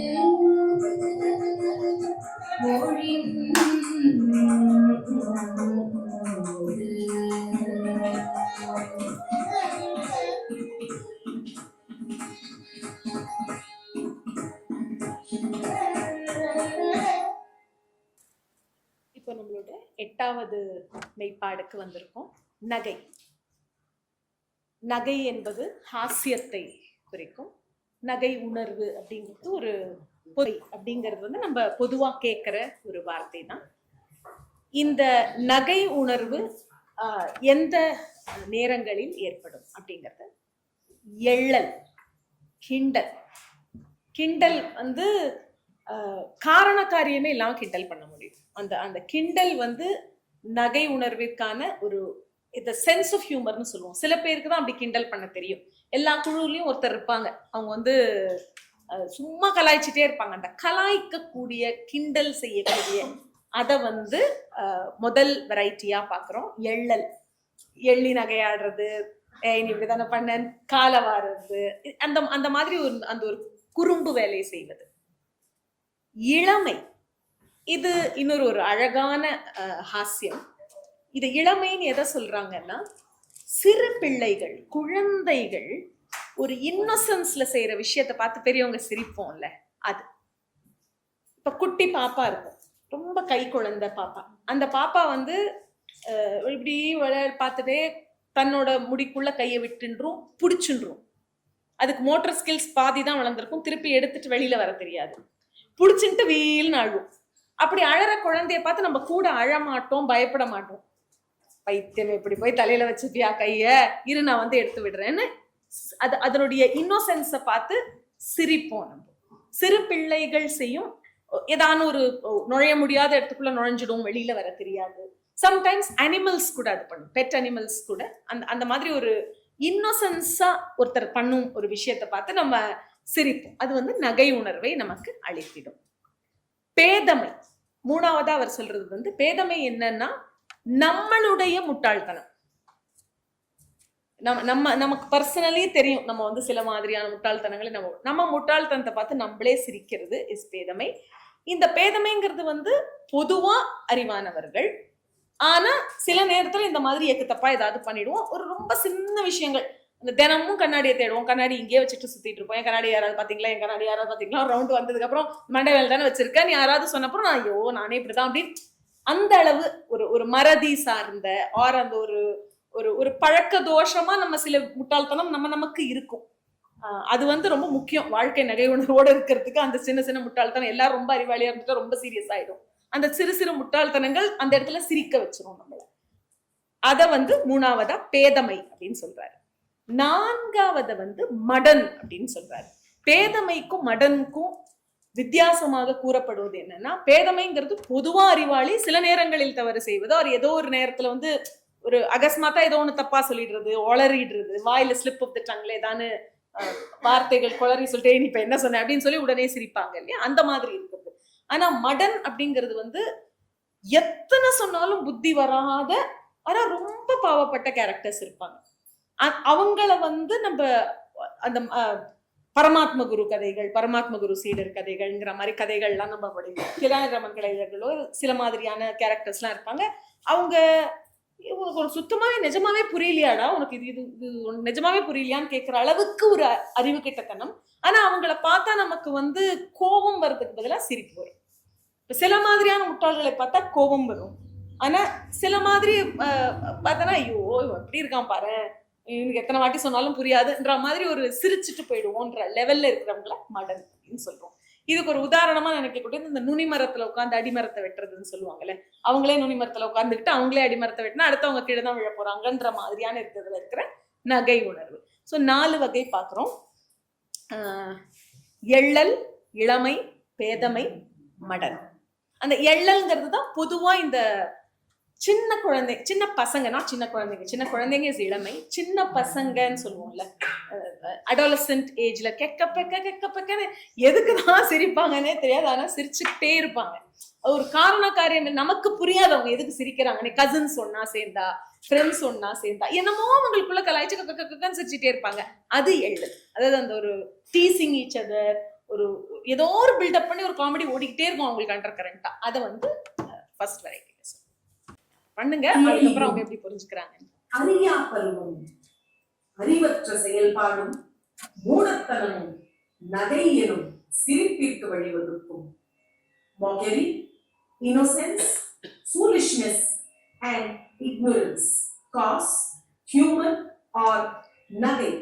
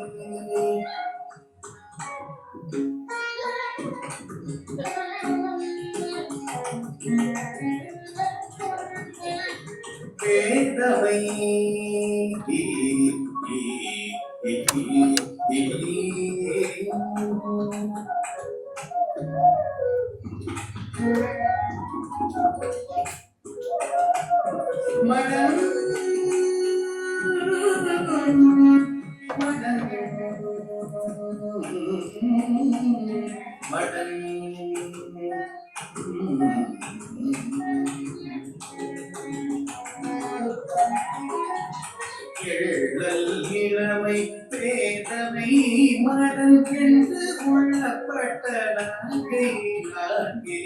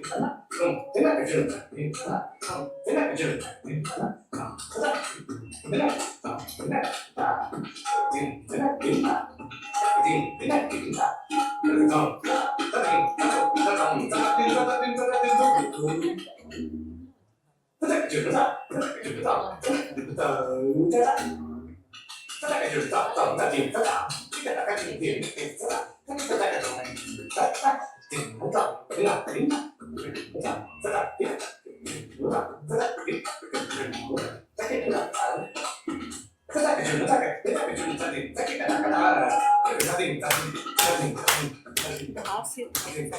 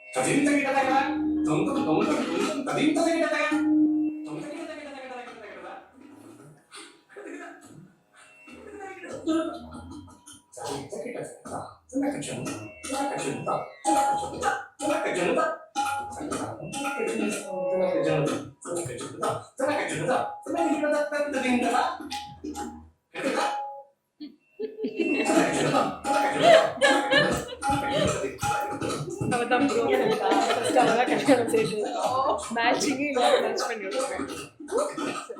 வயசாக்காக கல்யாணம்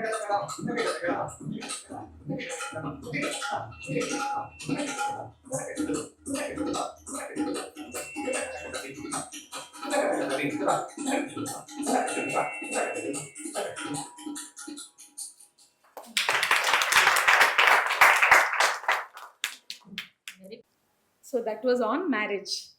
இருக்கிறதுலே பெரிய ஐரணி வந்து மேரேஜ் தான். அண்ட் இருக்கிறதுலே பெரிய ஹாஸ்யம் பேதமையில் வந்து இருக்கிற பெரிய பேதமை வந்து கல்யாணம் அப்படிங்கிற ஒரு ஐடியாவில் அது செய்யப்பட்ட ஒரு பீஸ். ஸோ இப்போ நம்ம மெய்ப்பாடு பார்த்ததில் ஒரு கடைசி வைண்டப்பா இந்த 8 வித உணர்வுகள் இது சான்ஸ்கிரிட்டோட அதோட எதுக்கு நிகராக எது இருக்குது அப்படிங்கிறத பார்த்துட்டே வந்தோம். நம்ம மனசுல ஞாபகம் வச்சுக்க வேண்டிய விஷயம் என்னன்னா, வெளியில நம்மளுடைய அங்கங்களால் நாம் காண்பிப்பது அப்படிங்கிறது வந்து ஒரு 30%, மனதளவுல அதை எவ்வளோ உணர்றாங்கன்றது தான் 70%.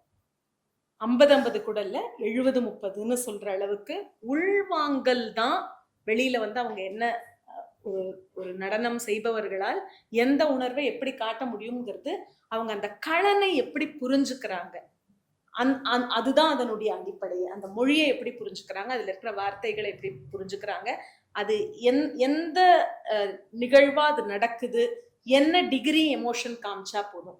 ஏன்னா இப்ப 8 வித உணர்வுகள் காட்டுறோம்னா ஸ்டாண்டர்டைஸ் பண்ணி சொல்லித்தர இருக்கிறது பெட்டரா இருக்கும். இப்ப நம்ம பார்த்தோம் இல்லையா, இப்போ ஒரு விஷயத்துக்கே 4 விதமா கோவப்பட முடியும், ஒரு கோவம்ங்கிற விஷயத்துலயே 4 விதமா இருக்க முடியும், அழுகைன்ற விஷயத்துலயே ஸோ அந்த டிகிரி எவ்வளோ டிகிரி இருந்தா எந்த அளவுக்கு எந்த ஒரு குறிக்கோளுடன் அதை நாம் செய்ய வேண்டும் அப்படிங்கிறதுல நம்ம ரொம்ப தெளிவா இருந்தாதான் வெளியில வரதும் அதே மாதிரி வரும். இன்னொன்னு கண்ணை பயன்படுத்துவதை அதிகரிக்க வேண்டும். கண்ணுல எவ்வளோ விஷயங்களை குழந்தைங்க கொண்டு வர முடியும், கண்ணு மட்டுமே எத்தனை பேச முடியும் அப்படிங்கிறது தான் புலனறி வழக்கு அப்படிங்கிறதே.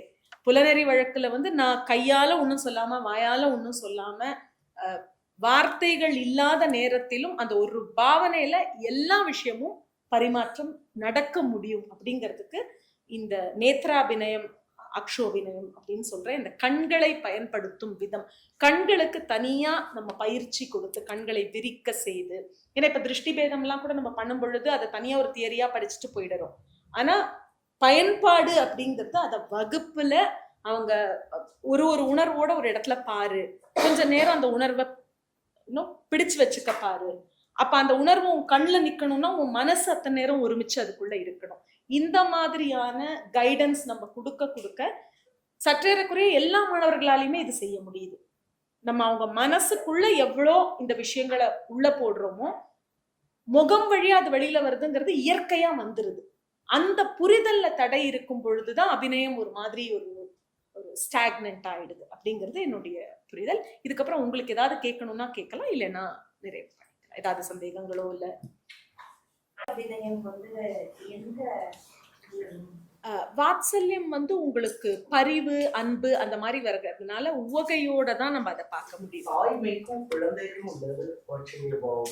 ஆமா, அது வந்து அவங்க எதுல வரும்னு கேக்குறாங்க, 8 விதத்துல எதுல வரும்னு கேக்குறாங்க.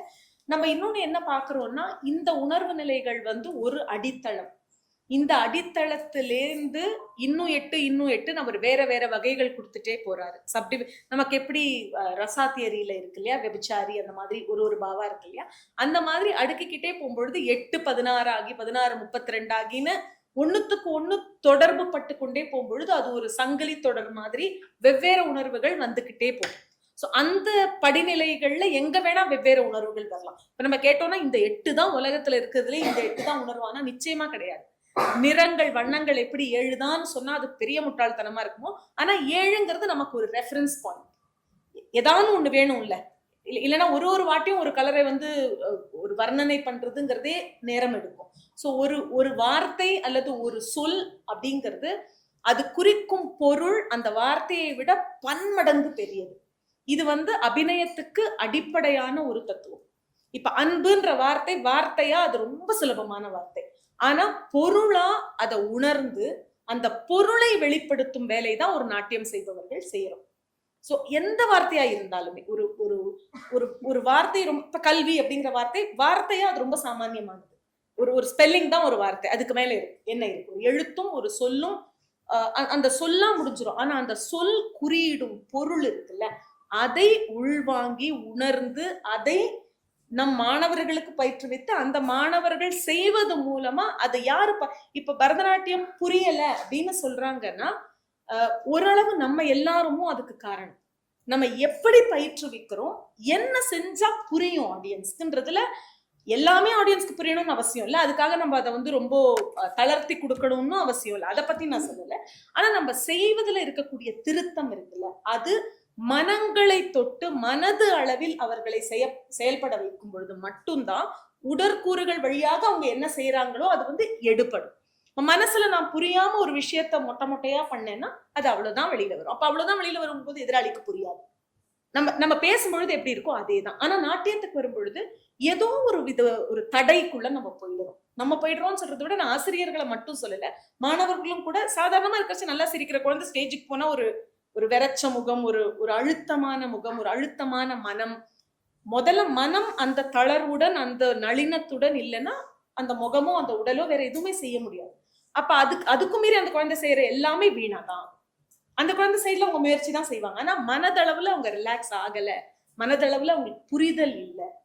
அப்படி அதை மட்டும் நம்ம அங்கேருந்து தொட ஆரம்பிச்சோம்னா எல்லாமே it may fall in place நினைக்கிறேன். ரொம்ப நன்றி இந்த வாய்ப்புக்கு. Thank you so much. Our pleasure. I'm sure all of them benefited immensely.